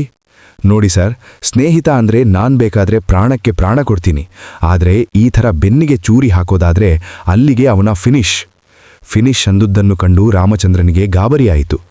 ಯಾರು ಹೇಳಿದರೆಂದು ನಿಜವನ್ನು ಹೇಳಿದರೂ ಆಗಲೂ ಇವರು ಫಿನಿಶ್ ಮಾಡೋದಕ್ಕೆ ಹೋದ್ರೆ? ಇಲ್ಲಪ್ಪ, ನಿಮ್ಮ ಸ್ನೇಹಿತರು ಯಾರೂ ಹೇಳಿಲ್ಲ. ಆದರೆ ನೀವು ಯಾಕೆ ಇಂಥ ಕೆಲಸಕ್ಕೆ ಹೋದ್ರಿ? ಕ್ರಾಂತಿಗೂ ಇದಕ್ಕೂ ಯಾವ ಸಂಬಂಧವೂ ನನಗೆ ಕಾಡ್ತಿಲ್ವಲ್ಲ.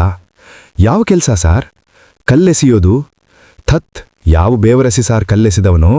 ಅದಕ್ಕೆ ಕೇಳಿದ್ದು, ನಿಮ್ಮತ್ರ ಹೇಳೋನು ಯಾರು ಅಂತ ಹೇಳಿ ಅಂತ. ಹೇಳೇನೆ, ನೀವು ಫಿನಿಶ್ ಮಾಡ್ತೀವಿ ಅಂತ ಹೊರಟ್ರೆ ಮತ್ತೆ ಇದಕ್ಕೆಲ್ಲ ನಾನೇ ಕಾರಣ ಅಂತ ವರ್ಗ ಮಾಡ್ತಾರೆ. ಇಲ್ಲ ಸಾರ್, ನಿಮ್ಗೆ ತೊಂದರೆ ಆಗೋ ಕೆಲಸಕ್ಕೆ ನಾವು ಹೋಗೋದಿಲ್ಲ ಸಾರ್.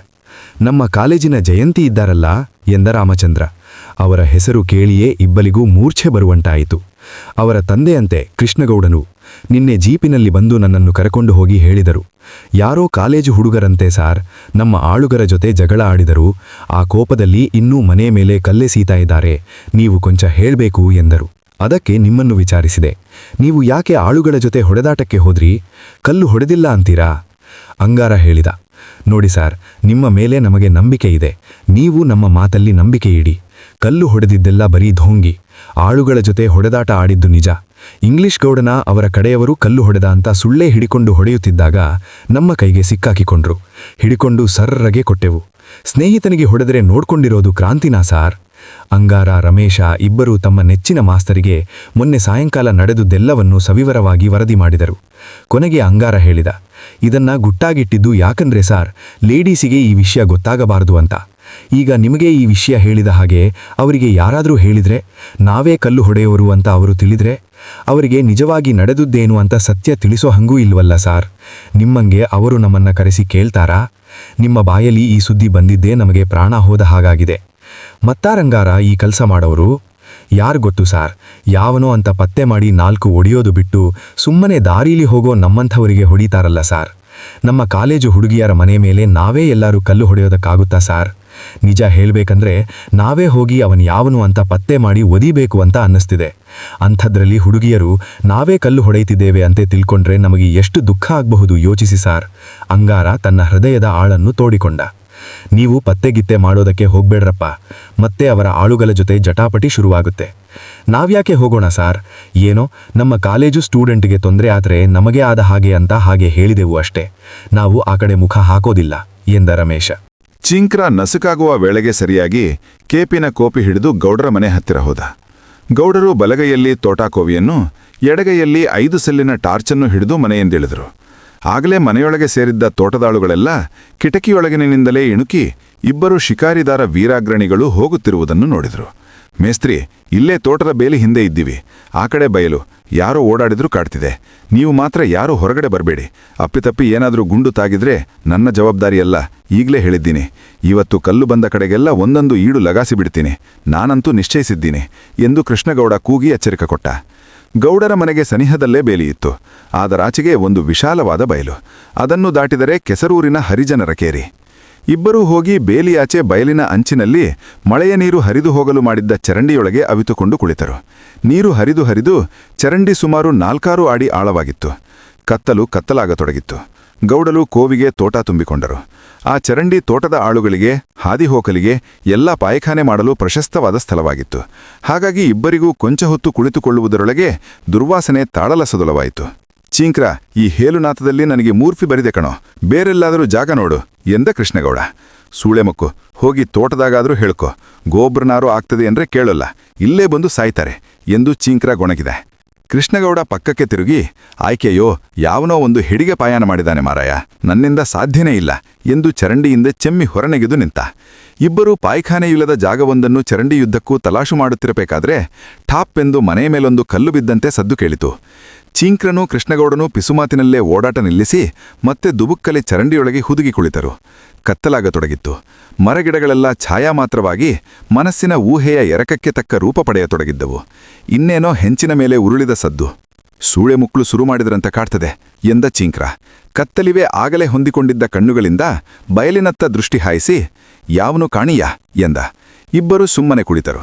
ಹೆಮ್ಮರಗಳ ಬೃಹದಾಕಾರದ ಕರಿಯ ಛಾಯೆಯಲ್ಲಿ ಗಿರಿಕಂದರಗಳನ್ನು ಕವಿದಿದ್ದ ಮಹಾಮೌನದಲ್ಲಿ ಇಬ್ಬರಿಗೂ ತಾವು ಹಿಡಿದಿದ್ದ ಬಂದೂಕು ಒಂದು ಕ್ಷುದ್ರ ಆಯುಧದಂತೆ ಕಂಡಿತು. ಹಾಗೆ ಇಬ್ಬರೂ ಕಳ್ಳರ ನಿರೀಕ್ಷೆಯಲ್ಲಿ ತವಕದಿಂದ ಕಾಯುತ್ತಾ ಇರಬೇಕಾದ್ರೆ ಚರಕ್ಕೆಂದಿತು ಒಂದು ಹೆಜ್ಜೆ ಸದ್ದು. ಇಬ್ಬರೂ ಕಳವಳದಿಂದ ಅತ್ತ ತಿರುಗಿದರು. ನಸುಕತ್ತಲಲ್ಲಿ ಏನೂ ಕಾಣಲಿಲ್ಲ. ಚರಕ್ ಚರಕ್ ಚರಕ್ ಚರಕ್ ಹೆಜ್ಜೆ ಸದ್ದು ಅವರತ್ತಲೇ ಬರಲಾರಂಭಿಸಿತು. ಬರಿಯ ಸದ್ದನ್ನಾಧರಿಸಿಯೇ ಅವರ ಕಲ್ಪನೆ ಆಗೋಚರ ಶೂನ್ಯದಲ್ಲಿ ಭೂಮಿಯಂತರಿಕ್ಷಗಳನ್ನು ವ್ಯಾಪಿಸಿದ ಭಯಂಕರ ರೂಪಗಳನ್ನು, ವಿಕಾರಾಕೃತಿಗಳನ್ನು ಸೃಜಿಸತೊಡಗಿತು. ಇಬ್ಬರಿಗೂ ಏನು ಮಾಡಬೇಕೆಂದು ತೋಚಲಿಲ್ಲ. ಹೆಜ್ಜೆ ಸದ್ದು ವೇಗವಾಗಿ ಹತ್ತಿರಾಗಿ ಇವರ ಸಮೀಪಕ್ಕೆ ಬಂದು ತಟಕ್ಕನೆ ನಿಂತಿತು. ಇಬ್ಬರಿಗೂ ಎದೆ ಜನ್ನೆಂದಿತು.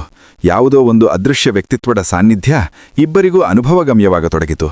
ಅಷ್ಟರಲ್ಲಿ ಹೆಜ್ಜೆ ಸದ್ದು ಸರಸರ ಅದೇ ವೇಗದಲ್ಲಿ ದೂರಾಯಿತು. ಹಲವು ಕ್ಷಣಗಳೊಳಗೆ ಹೆಜ್ಜೆ ಸದ್ದು ಮೌನದಲ್ಲಿ ಲೀನವಾಯಿತು. ನೂರಾರು ರಾತ್ರಿಗಳನ್ನು ಕಾಡಿನಲ್ಲಿ ಕಳೆದಿದ್ದ ಚೀಂಕ್ರನಿಗೆ ಕೊಂಚವಾದರೂ ಬುದ್ಧಿ ಸ್ವಮಿತದಲ್ಲಿದ್ದರೆ ತರಗಲೆಗಳಡಿ ಚರಚರ ಎಂದು ಹರಿದು ಬಂದ ಚಿಕ್ಕ ಹಾವುರಾಣಿಯನ್ನು ಗಮನಿಸುತ್ತಿದ್ದ. ಆದರೆ ಎಲ್ಲಿಂದಲೋ ರಹಸ್ಯದಿಂದ ಬಂದು ಬೀಳುವ ಕಲ್ಲು, ಕತ್ತಲು, ಮರಗಳ ಛಾಯಾಕೃತಿಗಳು ಎಲ್ಲ ಸೇರಿ ಇಬ್ಬರ ತಲೆಯನ್ನು ಸಂಪೂರ್ಣವಾಗಿ ಕೆಡಿಸಿದ್ದವು. ಇಬ್ಬರೂ ತಮಗಾದ ದುಸ್ವಪ್ನದ ಬಗ್ಗೆ ಒಂದು ಚಕಾರವನ್ನು ಎತ್ತದೆ ಕೋವಿ ಬಿಗಿಯಾಗಿ ಹಿಡಿದುಕೊಂಡು ಕುಳಿತರು. ಮತ್ತೆ ಎಂಥದ್ದೋ ಬಿದ್ದ ಸದ್ದು. ಇದೇನೋ ಚೀಂಕ್ರ, ಎಲ್ಲಿ ಕದ್ದು ಕೂತು ಕಲ್ಲೆಸಿತಾರೋ ಮಾರಾಯ ಎಂದ ಕೃಷ್ಣಗೌಡ. ಮಾತಾಡಬೇಡಿ ಆಯ, ಸದ್ದು ಮಾಡಿದ್ರೆ ಅವರಿಗೆ ನಮ್ಮ ಸುಳಿವು ಗಟ್ಟಾಗ್ತದೆ ಎಂದ ಚೀಂಕ್ರ. ಅವರು ನಂತರ ಸುಮ್ಮನೆ ಮಾತಾಡದೆ ದಿಗಂತಗಳನ್ನು ನಿರುಕುತ್ತಲೇ ಇದ್ದರು. ದಿಗಂತ ಮೆಲ್ಲಗೆ ಚಂದ್ರೋದಯದ ಮುನ್ಸೂಚನೆಯೋ ಎಂಬಂತೆ ಪ್ರಕಾಶಮಾನವಾಯಿತು. ತಮ್ಮ ಸಮೀಪದಲ್ಲೇ ಕಲ್ಲು ಬಿದ್ದ ಸದ್ದಾಯಿತು. ಕೃಷ್ಣಪ್ಪ, ಚೀಂಕ್ರ ಇಬ್ಬರೂ ಕಣ್ಣಲ್ಲಿ ಕಣ್ಣಿಟ್ಟು ಬಯಲನ್ನು ನಿರುಕಿಸಿದರು. ದಿಗಂತದಂಚಿನಲ್ಲಿ ಏನೋ ಚಲನೆ ಕಂಡಂತಾಯಿತು. ಕೃಷ್ಣಪ್ಪ ಚಕ್ಕನೆ ಟಾರ್ಚ್ ಬಿಟ್ಟ ರೀತಿಯಲ್ಲಿ ಎರಡು ಕೆಂಡದಂಥ ಕಣ್ಣುಗಳು ಹೊಳೆಯಲಾರಂಭಿಸಿದವು. ರಾತ್ರಿ ಟಾರ್ಚ್ ಶಿಕಾರಿಯ ಅನುಭವವಿದ್ದ ಇಬ್ಬರಿಗೂ ಇದು ಯಾವುದೋ ಪ್ರಾಣಿಯ ಕಣ್ಣುಗಳೆಂಬುದಂತೂ ಸ್ಪಷ್ಟವಾಯಿತು. ಆದರೂ ಒಂದು ಬಗೆಯ ಅಸಾಮಾನ್ಯತೆಯ ವಾತಾವರಣದ ದೆಸೆಯಿಂದ ಇಬ್ಬರಿಗೂ ಗಾಬರಿ. ಮೆಲ್ಲಗೆ ಕಣ್ಣುಗಳು ಸಮೀಪವಾಗ್ತಾ ಬರತೊಡಗಿತು. ಪಕ್ಕದಲ್ಲೇ 3-4 ಕಲ್ಲು ಬಿದ್ದಂತೆನ್ನಿಸಿತು. ಕಣ್ಣುಗಳು ಇವರತ್ತಲೇ ಬರುತ್ತಿಲ್ಲಲು ಹೆದರಿದ ಕೃಷ್ಣಪ್ಪ ಒಳ್ಳಲಿಂದಲೇ ಹೇಗೋ ಗುರಿ ಹಿಡಿದು ತೋಟಾಕೋವಿಯೇ ಜಿಲ್ಲು ಎಳೆದ. ಗುರಿ ಸರಿಯಿರದೆ ಈಡು ಢಮಾರೆ ಎಂದು ಗುರಿಕಂದರಗಳೆಲ್ಲ ಮೊಳವುವಂತೆ ಗರ್ಜಿಸಿತು. ಇವರತ್ತ ಬರುತ್ತಿದ್ದುದು ಕಿವಿ ಕೆಪ್ಪಾಗಿ ಹೋಗಿತ್ತು. ದವಡೆಯ ಗಾಯದಲ್ಲಿ ಹುಳುಗಳಾಗಿ ಅಸಾಧ್ಯ ಯಾತನೆಯಲ್ಲಿ ಅದಕ್ಕೆ ತಲೆ ಕೆಟ್ಟಂತಾಗಿ ಹುಚ್ಚು ಹಿಡಿದಂತೆ ಬೆಳಕಿನತ್ತ ಬರಲಾರಂಭಿಸಿತು. ಅದಕ್ಕೆ ಕೋವಿ ಈಡಿನ ಶಬ್ದ ಕೇಳಿಯೇ ಇರಲಿಲ್ಲ. ನರಿ ಸಾಕಷ್ಟು ಸಮೀಪಕ್ಕೆ ಬಂದು ಮನುಷ್ಯರ ವಾಸನೆ ಸಿಕ್ಕೊಡನೆಯೇ ನಿಂತುಬಿಟ್ಟಿತು. ಚೀಂಕ್ರ, ಹೊಡಿ ಅದಕ್ಕೊಂಡು ಈಡು ಎಂದು ಕೃಷ್ಣಗೌಡ ಪಿಸುಮಾತಿನಲ್ಲಿ ಚೀಂಕ್ರೆಗೆ ಗದರಿದ. ಕೋವಿ ಈಡಿಗೂ ಹೆದರದೆ ದುರುಗುಟ್ಟುಕೊಂಡು ನೋಡುವ ನರಿಯನ್ನು ಕಂಡು ಚೀಂಕ್ರೆಗೆ ದಿಗಿಲಾಯಿತು. ಅಷ್ಟರಲ್ಲೇ ನರಿ ಮತ್ತೆ ವೇಗವಾಗಿ ಹೋಗತೊಡಗಿತು. ಚೀಂಕ್ರ ಗಾಬರಿಯಲ್ಲಿ ಯದ್ವಾ ತದ್ವಾ ಒಂದು ಗುಂಡು ಹೊಡೆದ. ಕೃಷ್ಣಗೌಡ ರೇಗಿ, ಥತ್ತೇರಿ ಹೆದರುಪುಕ್ಷ, ಈಡು ಹೊಡಿ ಅಂದ್ರೆ ನಡುಗ್ತಾ ಆಕಾಶಕ್ಕೆ ಹೊಡಿತೀಯೋನೋ ಎಂದ ಬೈದ. ಇಲ್ಲಯಾ, ಅದರ ನಡವಳಿಕೆ ನೋಡಿ ಯಾಕೋ ಒಂಥರ ಆಯಿತು. ಜೊತೆಗೆ ಆ ಕಡೆ ಗೋಸಾಯಿಗಳು ಬೇರೆ ಟೆಂಟ್ ಹಾಕಿದ್ದಾರೆ. ಇವತ್ತು ನೋಡಿದೆ, ಈಡು ಯಾರಿಗಾದರೂ ತಾಗಿದರೆ ಅಂತ ಮೇಲೆ ಹೊಡೆದೆ ಎಂದೆ. ನಿನ್ನ ಕಟ್ಕೊಂಡು ನಾನು ಕಳ್ಳರನ್ನು ಹಿಡಿದಂಗೆ ಎಂದು ಕೃಷ್ಣಪ್ಪಗೌಡ ತಿರಸ್ಕಾರದಿಂದ ಹೇಳಿದ. ಮತ್ತೆ 2 ಕಲ್ಲು ಬಿದ್ದವು. ಚೀಂಕ್ರ ಮೆಲ್ಲಗೆ ಬೆಳೆದಿನಲ್ಲಿ ತಲೆ ಎತ್ತಿ ಬಯಲನ್ನು ತುಂಬ ಹೊತ್ತು ನಿರೀಕ್ಷಿಸಿದ. ಅನಂತರ ಒಂದು ನೀಳ ನಿಟ್ಟುಸಿರು ಬಿಟ್ಟು ಗೌಡರ ಕಡೆ ತಿರುಗಿ, ಅಯ್ಯ ಏಳಿ ಹೋಗೋಣ ಎಂದ. ಅವನು ಇದ್ದಕ್ಕಿದ್ದಂತೆ ಹಾಗೆ ತೀರ್ಮಾನಿಸಿದನ್ನು ಕಂಡು ಚಿಕಿತನಾದ ಕೃಷ್ಣಗೌಡ, ಯಾಕೋ ಬನಯೋ ಎಂದು ಕೇಳಿದ. ಸುತ್ತಮುತ್ತ ಹತಾಶನಂತೆ ನೋಡುತ್ತಿದ್ದ ಚೀಂಕ್ರ ಗೌಡರ ಕಡೆಗೆ ತಿರುಗಿ, ಅಯ್ಯ ಬಳಿಯಯ್ಯ, ಇದ್ಯಾಕೋ ಮನುಷ್ಯರ ಕೆಲಸ ಕಂಡಂಗೆ ಕಾಣಲ್ಲ ಎಂದ. ಚಂದ್ರ ಮೂಡಿದ್ದ. ತಿಳಿಬೆಳಕಿನ ಬೆಳ್ಳಿಂಗಳ ಮಾಹೆಯಲ್ಲಿ ಎಲ್ಲ ಆಕೃತಿಗಳು ಒಂದೊಂದು ಬಗೆಯ ವ್ಯಕ್ತಿತ್ವ ಪಡೆದು ಇವರ ಸುತ್ತ ರಣಹದ್ದುಗಳಂತೆ ನಿಂತಿದ್ದವು. ಚೀಂಕ್ರನ ಮಾತನ್ನು ಕೇಳಿ ಕೃಷ್ಣಪ್ಪಗೌಡ ಕಳವಳದಿಂದ ಸ್ತಂಭೀಭೂತನಾಗಿ ಕುಳಿತುಬಿಟ್ಟ.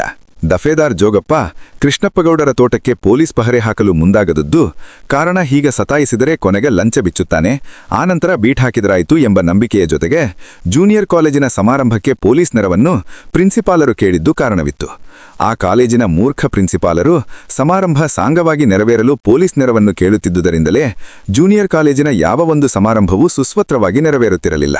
ಕರಿಯ ಪೊಲೀಸ್ ವ್ಯಾನ್ ನೋಡಿದ ಕೂಡಲೇ ಕಡ್ಡಾಯವಾಗಿ ಹುಡುಗರಿಗೆ ತಳಮಳ ಆರಂಭವಾಗುತ್ತಿತ್ತು, ಶಿಳ್ಳೆಗಳಾರಂಭವಾಗುತ್ತಿತ್ತು. ಪೊಲೀಸರಿಗೂ ಹುಡುಗರ ಮುಕುಳಿ ಮೇಲೆ ಲಾಠಿ ಆಡಿಸುವ ಚಪಲ ಆರಂಭವಾಗುತ್ತಿತ್ತು. ಇದಕ್ಕೆಲ್ಲ ಆ ಮೂರ್ಖನೂ ಪುಕ್ಕಲುನಾದ ಪ್ರಿನ್ಸಿಪಾಲ್ ಮಹಾಶಯನ ಸಭೆ ಸಾಂಗವಾಗಿ ನೆರವೇರಿಸುವ ಹಂಬಲವೇ ಕಾರಣವಾಗಿತ್ತು. ಜೂನಿಯರ್ ಕಾಲೇಜಿನ ಸಭೆಗೆ ಮುಖ್ಯ ಅತಿಥಿಗಳಾಗಿ ಸಂಶೋಧನಾ ಕೇಂದ್ರದ ಮುಖ್ಯಸ್ಥ ಡಾಕ್ಟರ್ ಪಾಟೀಲರನ್ನು ಕರೆಸಿದ್ದರು. ಗೂಗ್ಲಿ, ರಮೇಶ, ರಫಿ ಎಲ್ಲ ಬೆಳಗಿನಿಂದಲೂ ರಾಮಚಂದ್ರನ ಬಳಿ ವಾದ ಮಾಡಿ ಕೊನೆಗೂ ಅವನನ್ನು ಒಪ್ಪಿಸಿ ಪಾಟೀಲರಿಗೆ ಅವರ ಮಂತ್ರತಂತ್ರಗಳ ಬಗ್ಗೆ ಪ್ರಶ್ನೆ ಕೇಳುವುದೆಂದು ತೀರ್ಮಾನಿಸಿದ್ದರು. ಏಕೆಂದರೆ ವಿಚಾರವಾದಿಗಳ ಸಂಘ ಆರಂಭವಾದಾಗಿನಿಂದ ವಿಚಾರವಾದಿಗಳಿಗೆ ಯಾವುದೇ ಒಂದು ಕಾರ್ಯಕ್ರಮವೂ ಸಿಕ್ಕದೆ ಎಲ್ಲಿ ತಮ್ಮ ಜಾತಿ ವಿನಾಶ ಸಂಘಕ್ಕಾದ ಗತಿಯೇ ಇದಕ್ಕೂ ಆಗುತ್ತದೋ ಎಂದು ಅವರಿಗೆ ದಿಗಿಲಾಗಿತ್ತು. ಅಷ್ಟಲ್ಲದೆ ಈಚೆಗೆ ತಮ್ಮ ಮೇಲೆ ಪೋಖರಿಗಳೆಂದು ಬಂದಿರಬಹುದಾದ ಅಪಖ್ಯಾತಿಯನ್ನು ತೊಳೆದುಕೊಳ್ಳಬೇಕೆಂಬ ಹಂಬಲವೂ ಇತ್ತು. ಅವರು ತಮ್ಮ ಧೋರಣೆ ಚಟುವಟಿಕೆಗಳಿಗೂ ಒಂದು ಸೈದ್ಧಾಂತಿಕ ತಳಹಡಿ ಇದೆ ಎಂದು ತೋರಿಸಿಕೊಳ್ಳಲು ಕಾತುರರಾಗಿದ್ದರು. ಅದಕ್ಕಾಗಿ ಅಲ್ಲಿ ಕೇಳಬೇಕಾದ ಪ್ರಶ್ನೆಗಳನ್ನು ರಾಮಚಂದ್ರನನ್ನೇ ಪೀಡಿಸಿ ಅವನಿಂದಲೇ ಸಿದ್ಧಪಡಿಸಿದ್ದರು. ಅಂತೂ ಕಾರ್ಯಕ್ರಮದ ವೇಳೆಗೆ ಅವರೆಲ್ಲ ಪ್ರಶ್ನೆಗಳನ್ನು ಸರಿಯಾಗಿ ಬಾಯ್ಪಾಠ ಮಾಡಿಕೊಂಡು ಬಂದು ಕುಳಿತಿದ್ದರು. ಆದರೆ ಕಾಲೇಜು ಹುಡುಗಿಯರೆಲ್ಲ ಕಣ್ಣು ಕೋರೈಸುವ ಉಡುಗೆ ತೊಟ್ಟು ಫಳಫಳ ಹೊಳೆಯುತ್ತಾ ಸಭಾಂಗಣಕ್ಕೆ ಆಗಮಿಸಿದಂತಲ್ಲೇ ಕ್ರಾಂತಿಕಾರಿಗಳಿಗೆ ಅನವಶ್ಯಕ ಗಾಬರಿ ದಿಗಿಲು ಆರಂಭವಾಗಿ ಪ್ರಶ್ನೆಗಳು ಕೆಲವರಿಗೆ ಒಂದೊಂದಾಗಿ ಮರೆತು ಹೋಗತೊಡಗಿದವು. ಅವರ ಸೈದ್ಧಾಂತಿಕ ತಳಹಡಿ ಮೆಲ್ಲಗೆ ಕುಸಿಯಲಾರಂಭಿಸಿತು. ಕಾಲೇಜು ಸುಂದರಿ ವನಜಾಕ್ಷಿಯಿಂದ ಸ್ವಾಗತಗೀತೆ ಆರಂಭವಾಯಿತು. ಆಕೆ ಯಾವುದೋ ಪ್ರೇಮಗೀತೆಯಂಥ ಸ್ವಾಗತಗೀತೆಯನ್ನು ಸುಶ್ರಾವ್ಯವಾಗಿ ಹಾಡಿದಳು. ಹುಡುಗರೆಲ್ಲ ಭಾವೋದ್ವೇಗದಿಂದ ಕೇಳಿದರು. ಪ್ರತಿಯೊಬ್ಬರೂ ಅವಳು ತಮ್ಮನ್ನುದ್ದೇಶಿಸಿಯೇ ಹಾಡುತ್ತಿದ್ದಾಳೆ ಎಂದು ತಿಳಿದು ಅವಳ ಕಂಠಶ್ರೀಯನ್ನು ಮನಸಾರೆ ಸವಿಯುತ್ತಾ ಪುಂಗಿಯ ನಾದಕ್ಕೆ ತಲೆಯಾಡಿಸುವ ಹಾವುಗಳಂತೆ ಓಲಾಡತೊಡಗಿದರು. ವನಜಾಕ್ಷಿಯ ಹಾಡು ಮುಗಿಯಿತು. ಆದರೆ ಅವಳು ವೇದಿಕೆಯಿಂದ ಇಳಿಯುವುದು ಹುಡುಗರಿಗೆ ಸುತರಾಮಿಸ್ತವಿರಲಿಲ್ಲ. ಅವರು ಇದೊಂದು ಭಾವಗೀತೆಯ ಕಾರ್ಯಕ್ರಮವೆನ್ನುವಂತೆಯೇ ತಿಳಿದು ಒನ್ಸ್ ಮೋರ್ ಎಂದು ಕೂಗತೊಡಗಿದರು. ವನಜಾಕ್ಷಿಗೆ ತನ್ನ ಅಗಾಧ ಅಭಿಮಾನಿಗಳ ಬಳಗವನ್ನು ನೋಡಿ ಇನ್ನೊಂದು ಹಾಡನ್ನು ಹಾಡಲು ಇಷ್ಟವಾಗಿ ಅನುಮತಿಗಾಗಿ ಪ್ರಿನ್ಸಿಪಾಲರತ್ತ ನೋಡುತ್ತಾ ವೇದಿಕೆಯ ಮೇಲೆ ನಿಂತ ಇದ್ದಳು. ಪ್ರಿನ್ಸಿಪಾಲರಿಗೆ ಅರ್ಥವಾಯಿತು, ಇವತ್ತಿನ ಕಾರ್ಯಕ್ರಮವನ್ನು ಸಂಪೂರ್ಣ ಹಾದಿ ತಪ್ಪಿಸುವ ಹವಣದಲ್ಲಿದ್ದಾಳೆ ಇವಳು ಎಂದು. ನೋಡಿ, ಅದಕ್ಕೆ ಹೇಳಿದ್ದು, ಯಾರಾದರೂ ಒಬ್ಬ ಹುಡುಗನಿಂದ ಸ್ವಾಗತಗೀತೆ ಹೇಳಿಸಿ ಅಂತ ಎಂದು ಇಂಗ್ಲಿಷ್ ಮೇಷ್ಟರ ಕಡೆ ತಿರುಗಿ ಗೊಣಗಿದರು. ಒಪ್ಪಿಗೆ ಕೊಟ್ಟರೆ ಮತ್ತೆ ಒನ್ಸ್ ಮೋರ್ಗಳು ಶುರುವಾಗ್ತದೆ, ಬೇಡ ಅಂದರೆ ಪ್ರಿನ್ಸಿಪಾಲರಿಗೆ ಧಿಕ್ಕಾರ ಶುರುವಾಗ್ತದೆ. ಅಂತೂ ತಡವಾರಿಸುತ್ತಾ ಎದ್ದು ಮೈಕ್ನ ಬಳಿಗೆ ಬಂದು ವನಜಾಕ್ಷಿಯನ್ನು ಹೋಗಲು ಹೇಳಿ, ದಯವಿಟ್ಟು ವಿದ್ಯಾರ್ಥಿಗಳು ಶಾಂತವಾಗಿ ಕುಳಿತುಕೊಳ್ಳಬೇಕು, ಇದು ಸ್ವಾಗತಗೀತೆ, ಮುಂದೆ ಅತಿಥಿಗಳ ಭಾಷಣ ಇದೆ, ಕಾರ್ಯಕ್ರಮ ಮುಂದುವರಿಸುವುದಕ್ಕೆ ಅವಕಾಶ ಕೊಡಬೇಕು ಎಂದು ಪ್ರತಿ ಸಮಾರಂಭದಲ್ಲೂ ಒರಳುವಂತೆ ಮೈಕಿನಲ್ಲಿ ಅದೇ ಧಾಟಿಯಲ್ಲಿ ಅದೇ ದನಿಯಲ್ಲಿ ವಿದ್ಯಾರ್ಥಿಗಳಲ್ಲಿ ಮನವಿ ಮಾಡಿಕೊಂಡರು. ಥತ್ತೇರಿ, ಇವನ್ಯಾಕೋ ಇಲ್ಲಿ ಬಂದ ಎಂದು ಒಬ್ಬ ಕೂಗಿದ. ಪ್ರಿನ್ಸಿಪಾಲ್ ಅಂತೆ ನಮ್ಮ ಪ್ರಾಣ ತಿಂತಾನಲ್ಲಯ್ಯ ಎಂದು ಹಿಂದಿನಿಂದ ಗಟ್ಟಿಯಾಗಿ ಇನ್ನೊಬ್ಬ ಕೂಗಿದ. ವನಜಾಕ್ಷಿ ಇಳಿದು ನಿರ್ಗಮಿಸಿದ್ದಕ್ಕಿಂತಲೂ ಪ್ರಿನ್ಸಿಪಾಲರ ಆಗಮನ ವಿದ್ಯಾರ್ಥಿಗಳಿಗೆ ಹೆಚ್ಚು ಘೋರವಾಗಿ ಕಂಡಿತು. ಹಿಂದಿನಿಂದ ಸಿಳ್ಳೆಗಳಾರಂಭವಾದವು. ಅಷ್ಟರಲ್ಲಿ ಕಾರ್ಯದರ್ಶಿ ಅತಿಥಿಗಳ ಪರಿಚಯ ಮಾಡಿಕೊಡತೊಡಗಿದೆ. ಅತಿಥಿಗಳಾದ ಪಾಟೀಲರು ಮಹಾವಿಜ್ಞಾನಿಗಳು, ಧಾರ್ಮಿಕರು, ಶಾಸ್ತ್ರಾಕಾರ ಸಂಪನ್ನರು, ಅವತಾರ ಪುರುಷರು ಎಂದು ಬಾಯಿಗೆ ಬಂದ ಹಾಗೆ ಹೊಗಳಿದ. ಆ ರೀತಿ ಅವರನ್ನು ಕಾರ್ಯದರ್ಶಿ ಹೊಗಳಿದ್ದು ಅಲ್ಲಿನ ಮೊದಲೇ ನಿರ್ಧರಿಸಿಕೊಂಡಿದ್ದ ತಂತ್ರದ ಒಂದು ತಂತ್ರವಾಗಿತ್ತು. ಹೇಗಾದರೂ ಮಾಡಿ ಪಾಟೀಲರನ್ನು ಬುಟ್ಟಿಗೆ ಹಾಕಿಕೊಳ್ಳಬೇಕೆಂಬ ಹಿಂದೂವಾದಿಗಳ ಉಪಾಯದ ಒಂದು ಅಂಗವಾಗಿತ್ತು. ಕಾರ್ಯದರ್ಶಿಯ ಭೋಪರಾಕುಗಳನ್ನೆಲ್ಲ ಕೇಳುತ್ತಿದ್ದಂತೆ ವಿಚಾರವಾದಿಗಳಿಗೆ ಸಿಟ್ಟು ಬಂತು. ಇನ್ನೇನು ಕಾರ್ಯದರ್ಶಿಯ ಪರಿಚಯ ಭಾಷಣ ಮುಗಿಯುತ್ತಾ ಬರುತ್ತದೆ, ಪ್ರಶ್ನೆ ಕೇಳುವ ಹೊತ್ತು ಸನ್ನಿಹಿತವಾಗುತ್ತಿದೆ, ತಲೆಯೊಳಗೆ ಬರೀ ಹುಡುಗಿಯರ ಫಳಫಳ ಗೋಚರಿಸುತ್ತಿವೆಯೇ ಹೊರತು ಪ್ರಶ್ನೆಗಳೊಂದು ಜ್ಞಾಪಕಕ್ಕೆ ಬರುತ್ತಿಲ್ಲ. ರಾಮಚಂದ್ರನನ್ನಾದರೂ ನಿರ್ದೇಶನಕ್ಕೆ ಕೇಳೋಣ ಎಂದರೆ ರಾಮಚಂದ್ರ ತಾನು ಸಮಾರಂಭಕ್ಕೆ ಬರುವುದಿಲ್ಲ ಎಂದು ಮೊದಲೇ ಹೇಳಿಬಿಟ್ಟಿದ್ದಾನೆ. ಗೂಗ್ಲಿ, ರಫಿ, ರಮೇಶ, ಚಂದ್ರ, ಅಂಗಾರ ಎಲ್ಲ ಒಬ್ಬರನ್ನೊಬ್ಬರು ನೀನೇ ಕೇಳು ಎಂದು ತಿಳಿದುಕೊಳ್ಳುತ್ತಿದ್ದಾರೆ. ಅಷ್ಟರಲ್ಲಿ ಕಾರ್ಯದರ್ಶಿ ವಿದ್ಯಾರ್ಥಿಗಳು ಅತಿಥಿಗಳ ಭಾಷಣವನ್ನು ಶಾಂತ ರೀತಿಯಲ್ಲಿ ಕೇಳಬೇಕೆಂದು ಮನವಿ ಮಾಡಿ ಕುಳಿತನು. ಅತಿಥಿಗಳಾದ ಪಾಟೀಲರು ಎದ್ದು ನಿಂತರು. ಅಂಗಾರ ಎದ್ದು ನಿಲ್ಲುವ ಧೈರ್ಯ ಮಾಡಿದ. ನಾವು ಅತಿಥಿಗಳಿಗೆ ವಿಚಾರವಾದಿಗಳ ಸಂಘದಿಂದ ಕೆಲವು ಪ್ರಶ್ನೆಗಳನ್ನು ಕೇಳಬೇಕೆಂತ ಬಂದಿದ್ದೇವೆ ಎಂದು ಗಂಭೀರವಾಗಿ ಹೇಳಿದ. ಪ್ರಿನ್ಸಿಪಾಲರಿಗೆ ದೊಡ್ಡ ಅಪಶಕುನ ನೋಡಿದಂತಾಗಿ ಜೀವವೇ ಹೋದಂತಾಯಿತು. ಕ್ರಿಶ್ಚಿಯನ್ನಾದ ಅಂಗಾರ ಎದ್ದು ನಿಂತುದನ್ನು ನೋಡಿ ಕೆಸರೂಲಿನ ಕ್ರಿಶ್ಚಿಯನ್ನರು ತಮ್ಮ ವಿರೋಧಿಗಳಾದ ಮಸೀದಿ ಗುಂಪಿಗೆ ಸೇರಿದ್ದಾರೆ ಎಂದು ತೀರ್ಮಾನಿಸಿದ. ಹುಡುಗರನ್ನು ಆತ ಸದಾ ತನ್ನನ್ನು ತೊಂದರೆಗೆ ಸಿಕ್ಕಿಸಬೇಕೆಂದಿರುವ ವಿರೋಧಿ ಸಮೂಹ ಎಂದೇ ತಿಳಿದಿದ್ದ. ಎದ್ದು ಬೇಗ ಮೈಕ್ನ ಬಳಿಗೆ ಬಂದು, ಜೋಸೆಫ್ ಅಂಗಾರ, ಕುಳಿತುಕೊಳ್ಳಿ, ಇದು ಚರ್ಚಾ ಸ್ಪರ್ಧೆಯಾಗಲಿ, ವಿಚಾರ ವೇದಿಕೆಯಾಗಲ್ಲ, ಮುಂದೆ ಕಾರ್ಯಕ್ರಮಗಳಿವೆ, ಯಕ್ಷಗಾನ ಇದೆ, ಪ್ರಶ್ನೋತ್ತರ ಆರಂಭಿಸಿದರೆ ಅವಕ್ಕೆಲ್ಲ ತೊಂದರೆಯಾಗುತ್ತೆ ಎಂದ. ಅಂಗಾರನಿಗೆ ಮುಂದೆ ಏನು ಮಾಡಬೇಕೆಂದು ಸರಿಯಾಗಿ ಹೊಳೆಯಲಿಲ್ಲ. ಜೊತೆಗೆ ಹುಡುಗಿಯರೆಲ್ಲ ಒಮ್ಮೆಲೆ ಹಿಂದಿರುಗಿ ಇವನು ಯಾರು ಎಂದು ನೋಡಿದರು. ಅಲ್ಲಿಗೆ ಅಂಗಾರನಿಗೆ ಯಾಕೆ ನಿಂತಿದ್ದೇನೆ ಎಂಬುದು ಸಂಪೂರ್ಣ ಮರೆತು ಹೋಗಿ ಸುಮ್ಮನೆ ನಿಂತೇ ಬಿಟ್ಟ. ಪಕ್ಕದಲ್ಲಿಯೇ ಕುಳಿತಿದ್ದ ವಯಸ್ಕರಿಬ್ಬರು ಆತ ನಿಂತೇ ಇದ್ದುದನ್ನು ಪ್ರತಿಭಟನೆ ಎಂದು ತಿಳಿದು ಎದ್ದು ಕುಳಿತುಕೋ ಎಂದು ಅವನ ಹೆಗಲು ಹಿಡಿದು ಒತ್ತಲಾರಂಭಿಸಿದರು. ಮಿಕ್ಕ ವಿಚಾರವಾದಿಗಳಿಗೆ ಅಂಗಾರನನ್ನು ಏಕಾಂಗಿಯಾಗಿ ಸಿಕ್ಕಿಸಿದ್ದೇವೆ ಎಂದೆನ್ನಿಸಿತು. ಮೆಲ್ಲೆಗೆ ಚಂದ್ರ ಎದ್ದ. ಅಂಗಾರನನ್ನು ಬಲಾತ್ಕರಿಸುತ್ತಿದ್ದವರಿಗೆ, ಶ್ರೀಯಾಕ್ರಿ ಅವನಿಗೆ ಕೂರಿಸುತ್ತಿದ್ದೀರಿ? ನಾವು ಕಾಲೇಜಿಗೆ ಬಂದಿರೋದು ಪ್ರಶ್ನೆ ಕೇಳಿ ವಿಷಯ ತಿಳ್ಕೊಳ್ಳೋಕೆ, ಭಜನೆ ಮಾಡೋದಕ್ಕಲ್ಲ ಎಂದು ತಮ್ಮ ಜ್ಞಾನದಾಹವನ್ನು ತಿಳಿಸಿದ. ಅವನ ಮಾತು ಮುಗಿಯುವುದರೊಳಗೆ ಗೂಗ್ಲಿ, ರಮೇಶ, ತಮ್ಮಣ್ಣ, ಜಗದೀಶ, ಇಂಗ್ಲಿಷ್ ಗೌಡ ಇತ್ಯಾದಿ ವಿಚಾರವಾದಿ ಸಂಘದ ಸಮೂಹವೇ ಎದ್ದು ನಿಂತಿತು. ಪ್ರಿನ್ಸಿಪಲ್ ದೆವ್ವ ಹಿಡಿದವನಂತೆ ಸೈಲೆನ್ಸ್, ಶಾಂತಿ, ಕುಕ್ಕೊಳ್ಳಿ ಎಂದು ಕಿರುಚತೊಡಗಿದ.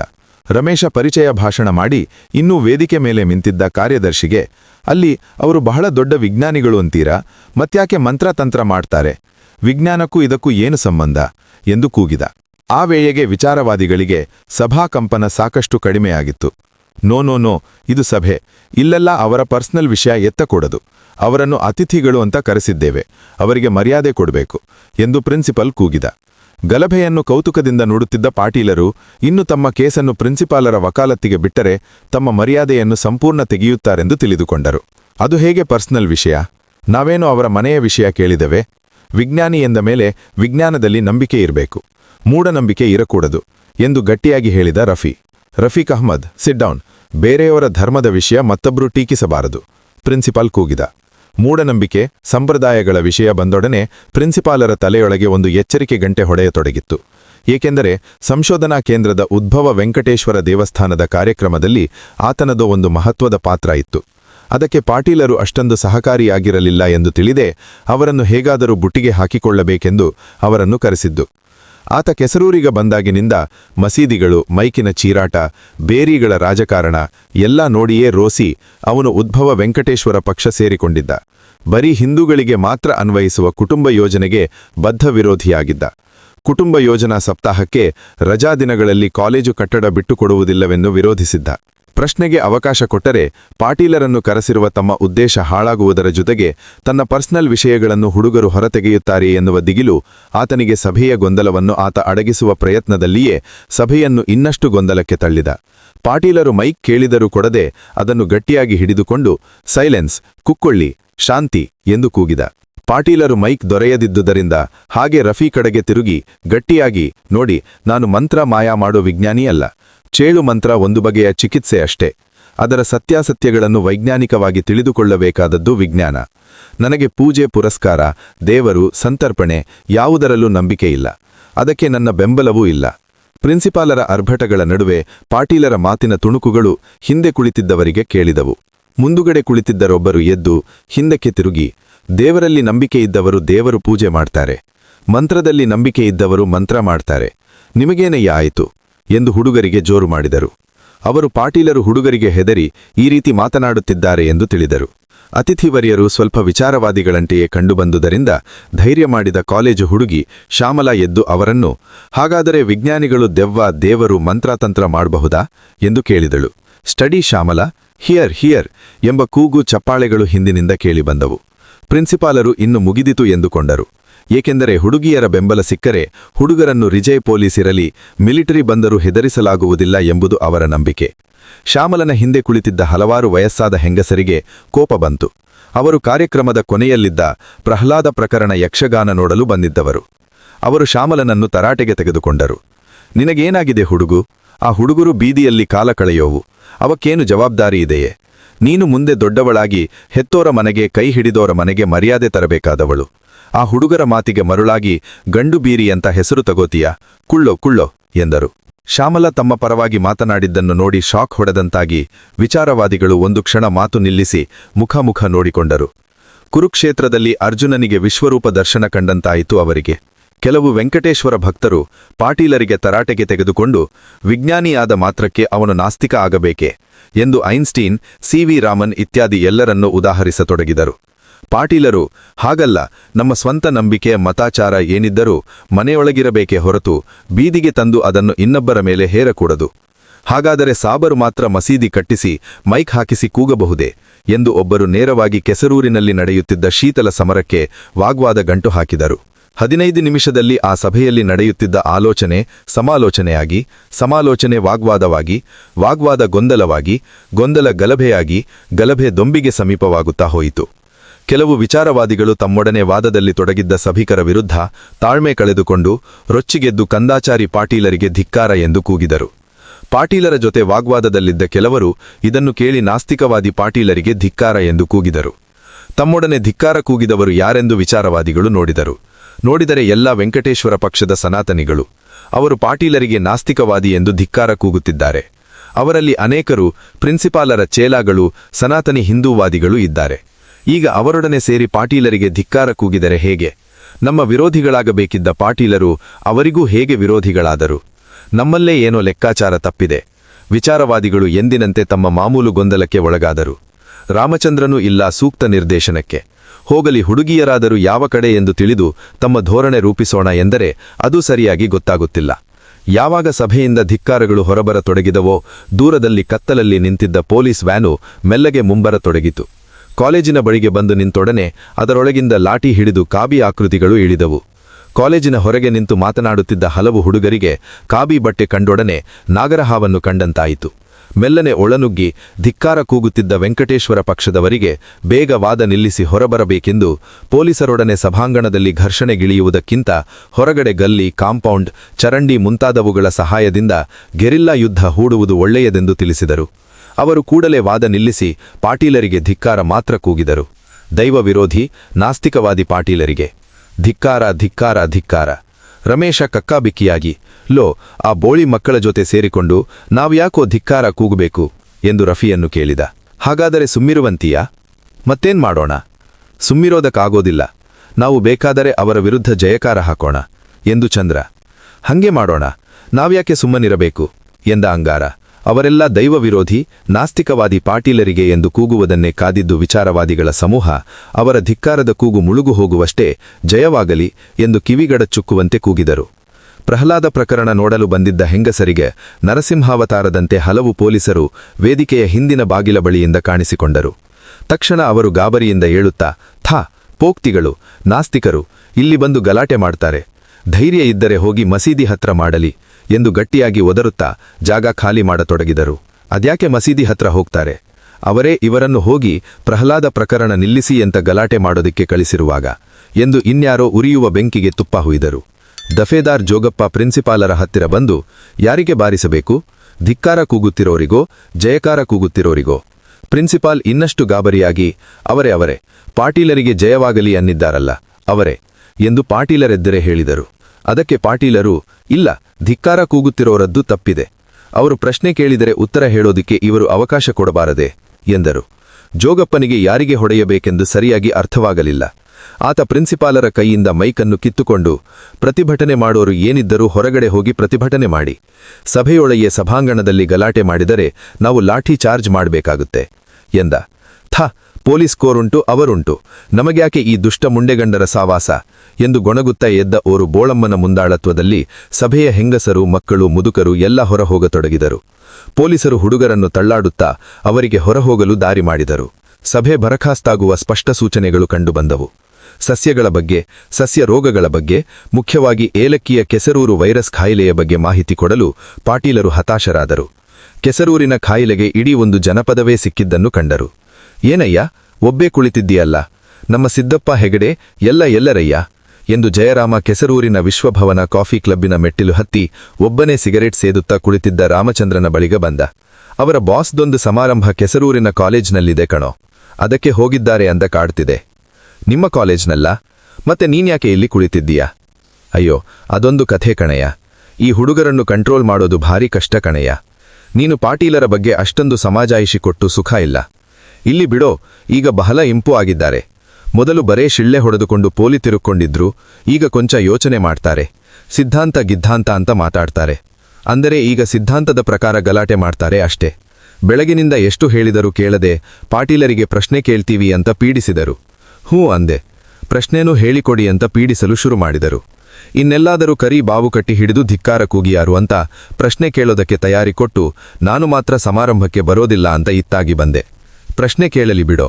ಹಂಗಲ್ಲ ಜಯರಾಮ್, ಈ ಊರಿನ ವಾತಾವರಣ ಯಾರೋ ಹದಗೆಟ್ಟಿದೆ ಕಣೋ. ಯಾವ ಸಣ್ಣ ಘಟನೆನೂ ಅನಾಹುತಕ್ಕೆ ನಾಂದಿಯಾಗಬಹುದು. ಅದಕ್ಕೆ ಯೋಚನೆ ಮಾಡ್ತಾ ಚಿಂತಿಸ್ತಾ ಕುಳಿತಿದ್ದೆ ಕಣಯ್ಯ. ಆ ಹುಡುಗರು ಕೊಂಚ ತೀವ್ರಗಾಮಿಗಳು ಕಣೋ, ಅದೇ ತೊಂದರೆ. ಈ ಫೈರ್ ಬ್ರ್ಯಾಂಡ್ಗಳು ಸಭೆಯಲ್ಲಿ ಮಾತಿಗೆ ಮಾತಾಡ್ತಾ ಎಲ್ಲಾದ್ರೂ ಕೈ ಮಿಲಾಯಿಸೋದಕ್ಕೆ ಹೋದ್ರೆ ಮಾತ್ರ ತಂದ್ರೆ ನೋಡು. ಅಷ್ಟರಲ್ಲಿ ಶ್ಯಾಮನಂದನ ಅಂಗಾಡಿಯ ನೀಳಕಾಯ ಹೋಟೆಲಿನ ಬಾಗಿಲಿನುದ್ದಕ್ಕೂ ಪ್ರತ್ಯಕ್ಷವಾಯಿತು. ಜೈರಾಮ್ ಆ ಕಡೆಗೆ ಬೆನ್ನು ತಿರುಗಿಸಿ ಕುಳಿತಿದ್ದರಿಂದ ಬಂದದ್ದು ತಿಳಿಯಲಿಲ್ಲ. ಹೆಲೋ ಎನ್ನುತ್ತಾ ಅಂಗಾಡಿ ನಡೆದು ಬಂದಾಗ ಜೈರಾಮ್ ಸಹ ಅವನತ್ತ ತಿರುಗಿ ಹೆಲೋ ಎಂದ. ಎಲ್ಲಿ ನಮ್ ಹೆಗ್ಡೆ ಸಿದ್ದಪ್ಪ ಎಲ್ಲ, ಬರೀ ಇಬ್ಬರೇ ಕುಳಿತಿದ್ದಿರಲ್ಲ ಎಂದೆನ್ನುತ್ತಾ ಬೇರೊಂದು ಟೇಬಲಿನಿಂದ ಕುರ್ಚಿ ಎಳೆದುಕೊಂಡು ಕುಳಿತ ಅಂಗಾಡಿ. ಇನ್ನೇನ್ ಬರ್ಬಹುದೇನೋ ಎಂದೆನ್ನುತ್ತಾ ರಾಮಚಂದ್ರ ಸಿಗರೇಟು ತೆಗೆಯುವ ಹೊತ್ತಿಗೆ ಹೆಗ್ಡೆ ಸಿದ್ದಪ್ಪ ಇಬ್ರು ಮೆಟ್ಟಿಲು ಹತ್ತಿ ಒಳಬಂದ್ರು. ಏನಪ್ಪಾ, ಫಂಕ್ಷನ್ ಮುಗೀತಾ ಆಗ್ಲೇ ಎಂದು ರಾಮಚಂದ್ರ ಆತಂಕದಿಂದ ಕೇಳಿದ. ರಾಮಚಂದ್ರ, ನೀನು ಸಮಾರಂಭ ಹಾಳು ಮಾಡೋದಕ್ಕೆ ಸುಬಾಹು, ಮಾರೀಚ ಮುಂತಾದ ರಾಕ್ಷಸರನ್ನು ಭೂಬಿಟ್ಟು ಇಲ್ಲ ಆರಾಮಾಗಿ ಕುಳಿತು ವರ್ತಮಾನ ಕೇಳ್ತಿದೀಯಾ ಎಂದು ಹೆಗ್ಡೆ ಕೇಳಿದ. ರಾಮಚಂದ್ರ ಗಾಬರಿ ಬಿದ್ದು ಏನಂದೆ, ಏನಾಯೋ ಎಂದು ಕೇಳಿದ. ಹೆಗ್ಡೆ ಸಮಾರಂಭದಲ್ಲಿ ನಡೆದುದನ್ನೆಲ್ಲ ತಿಳಿಸಿ ಪೊಲೀಸರ ಪ್ರವೇಶದಿಂದ ಸಮಾರಂಭದಲ್ಲಿ ಹೊಡೆದಾಟ ತಪ್ಪಿತೆಂದು ತಿಳಿಸಿದ. ನಮ್ ಚೀಫ್ ಮೊದಲೇ ಸಿನಿಕ್, ಇನ್ನು ಕೆಸರೂರಿನ ಜನ ಇನ್ನಷ್ಟು ಬೈತಾರೆ ಎಂದ. ಗಲಾಟೆ ಮಾಡ್ಬೇಡಿ, ಬರೇ ಪ್ರಶ್ನೆ ಕೇಳಿಂತ ತರಬೇತಿ ಕೊಟ್ಟು ಕಳಿಸಿದ್ದೀನಿ. ನೋಡಯ್ಯ, ಹೀಗ್ ಹೊಡೆದಾಟಕ್ಕೆ ಹೋಗಿದಾರಲ್ಲ, ಖಿನ್ನನಾಗಿ ರಾಮಚಂದ್ರ ಹೇಳಿದ. ಅವ್ರು ಪ್ರಶ್ನೆನೂ ಕೇಳಲಿಲ್ಲ, ಇವ್ರು ಉತ್ತರಾನೂ ಹೇಳಲಿಲ್ಲ.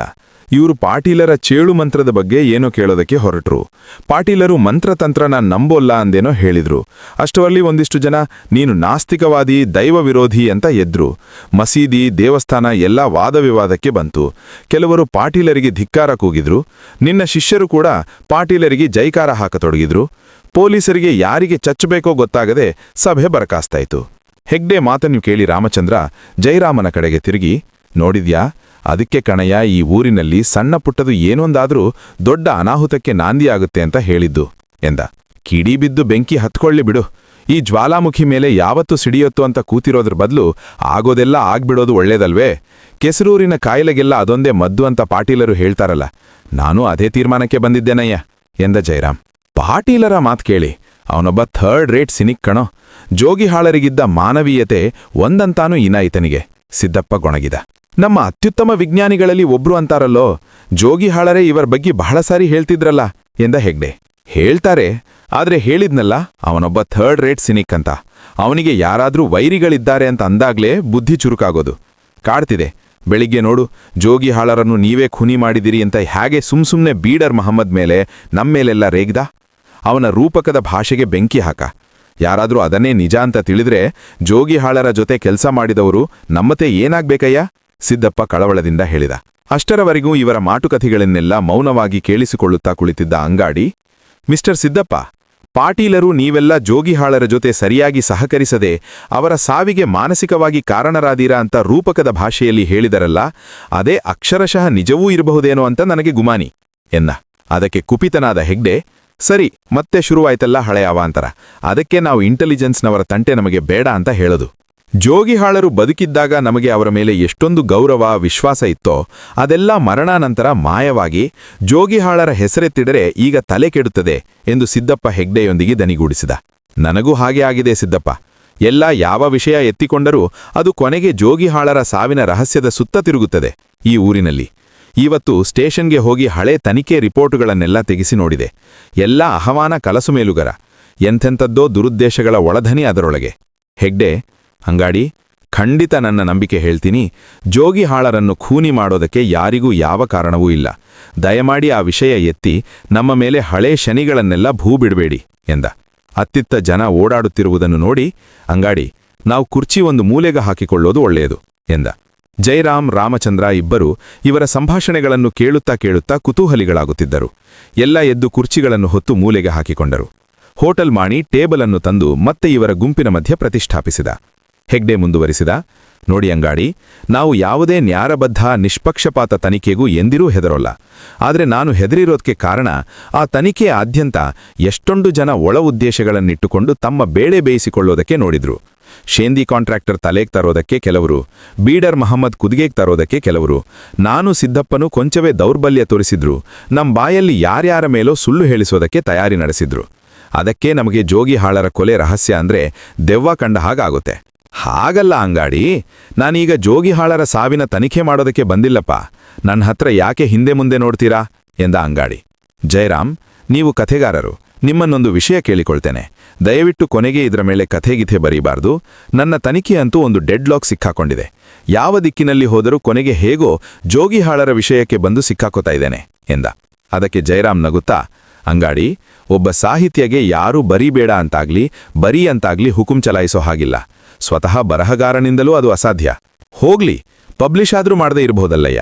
ಅದಾದ್ರೂ ನಿನ್ ಕೈಲಿದಿರೋ ಅಥವಾ ಅದೂ ದೈವಲೀಲೇನೋ ಎಂದು ರಾಮಚಂದ್ರ ನಗೆಯಾಡಿದ. ನಿಮ್ಮಿಂದನೂ ಸಾಧ್ಯವಿಲ್ಲ ಅನ್ನೋ ಹಾಗಿದ್ರೆ ನಿಮ್ಮ ಕಲ್ಪನೆ ಈಗಾಗ್ಲೇ ಆ ಬಗ್ಗೆ ಕಥೆ ಹೆಣೆಯೋಡಕ್ಕೆ ಶುರು ಮಾಡಿದೆ ಅನ್ನಿ ಎಂದ ಅಂಗಾಡಿ. ಓಹೋ, ಖಂಡಿತ. ಆದ್ರೆ ಅದು ಹೆಣೆಯೋದಲ್ಲ ಅಂಗಾಡಿ, ಕೇಳ್ತಾನೆ ಅದು ಕಥೆ ರೂಪದಲ್ಲಿ ತಲೆಯೊಳಗೆ ಜೀರ್ಣವಾಗ್ತಾ ಹೋಗುತ್ತದೆ. ನೋಡಿದ್ರಾ, ಈಗ ಹೀಗೆ ಹೇಳಿರಾ. ಹಿಂದೊಮ್ಮೆ ನಿಮ್ಮ ಕಥೆ ಓದಿ ಅದರ ಮೂಲಕ ನಿಮಗೆ ಗೊತ್ತಿದ್ದ ಸಂಗತಿ ತಿಳಿಸಿ ಅಂತ ನಾನು ಕೇಳಿದಾಗ ಆಗ ಮಾತ್ರ ನೀವು ಸಹಕರಿಸಲಿಲ್ಲ. ನೀವೊಂದು ಚೂರು ಸಹಕರಿಸಿದ್ದಿದ್ರೆ ನಾನು ಆ ಹುಡುಗಿ ಕೊಲೆ ಕೇಸಿನ ಅಪರಾಧಿಯನ್ನ ಪತ್ತೆ ಮಾಡೇ ಬಟ್ಟಿದ್ದೆ. ಇನ್ನೂ ಆ ಕಥೆ ತಲೆಯಲ್ಲಿಟ್ಕೊಂಡಿದ್ದೀರೇನ್ರಿ? ಅದೊಂದು ಕಾಲ್ಪನಿಕ ಕಥೆ ಅಂತ ಪ್ರಮಾಣ ಮಾಡಿ ಹೇಳ್ತೀನಿ ಅಂಗಾಡಿ. ವಾಸ್ತವಾಂಶ ಎಲ್ಲ ಗೊತ್ತಿರೋ ಒಬ್ಬ ಕಥೆಗಾರ ಅವನು ನಿಜವಾಗ್ಲೂ ಮಾನವೀಯ ದೃಷ್ಟಿ ಇರುವ ದೊಡ್ಡ ಕಲಾವಿದನಾದ್ರೆ ಮೊದಲು ಕೊಲೆಗಾರನಿಗೆ ಶಿಕ್ಷೆ ವಿಧಿಸೋದಕ್ಕೆ ಪ್ರಯತ್ನ ಮಾಡ್ತಾನೆ ಹೊರತು ಒಳ್ಳೆ ಕಥೆ ಬರೆಯೋದಕ್ಕೆ ಪ್ರಯತ್ನಿಸುತ್ತಾ ಕೂಡೋಲ್ಲ ಅಂಗಾಡಿ ಎಂದ ಜಯರಾಮ್. ಅಲ್ಲಿದ್ದ ನಾಲ್ವರಿಗೂ ಜಯರಾಮ್ ಮಾತು ಪ್ರಾಮಾಣಿಕವಾದ ಒಪ್ಪುವಂತ ಹೇಳಿಕೆಯಾಗಿ ಕಂಡಿತು. ನಿಮ್ಮ ಮೇಲಿನ ಅಪನಂಬಿಕೆಯಿಂದ ಆ ಥರ ಮಾತಾಡ್ತಿಲ್ಲ ಜಯರಾಮ್. ನೀವೇ ಸಂಶೋಧನಾ ಕೇಂದ್ರದಲ್ಲಿ ಹೇಳಿದ ಹಾಗೆ ಒಬ್ಬ ನಿಜವಾದ ಕಲಾವಿದನಿಗೆ ಸಾಕಷ್ಟು ಸತ್ಯಾಂಶವಿರುವ ಸಾಮಗ್ರಿ ಒದಗಿಸಿದ್ರೆ ಅವನು ವಾಸ್ತವಕ್ಕೆ ತೀರಾ ಸಮೀಪವಾದ ಕಥೆ ಸೃಷ್ಟಿಸಬಲ್ಲ ಎನ್ನಲಿಲ್ವೇ ಎಂದ ಅಂಗಾಡಿ. ಒಟ್ಟಿನಲ್ಲಿ ಅಂಗಾಡಿ ದೆಸೆಯಿಂದ ರಾಮಚಂದ್ರ ಒಬ್ಬನನ್ನೊಳೆದು ಮಿಕ್ಕೆಲ್ಲವರು ಕಿರುಕುಳ ಅನುಸರಿಸುತ್ತಿದ್ದಂತೆನಿಸಿತು. ಕಲಾವಿದನ ಇಚ್ಛೆ ಮೇಲೆ ಅವೆಲ್ಲ ನಿಂತಿವೆ. ಅವರಿಷ್ಟಪಟ್ರೆ ಒಂದು ಪಾತ್ರ ಒಳ್ಳೆಯವನಾಗ್ತಾನೆ, ಇಲ್ಲ ಕೇಡಿಯಾಗ್ತಾನೆ ಎಂದ Hegde. No no no no, ನಾನಂತೂ ಇದನ್ನ ಒಪ್ಪೋದಿಲ್ಲ.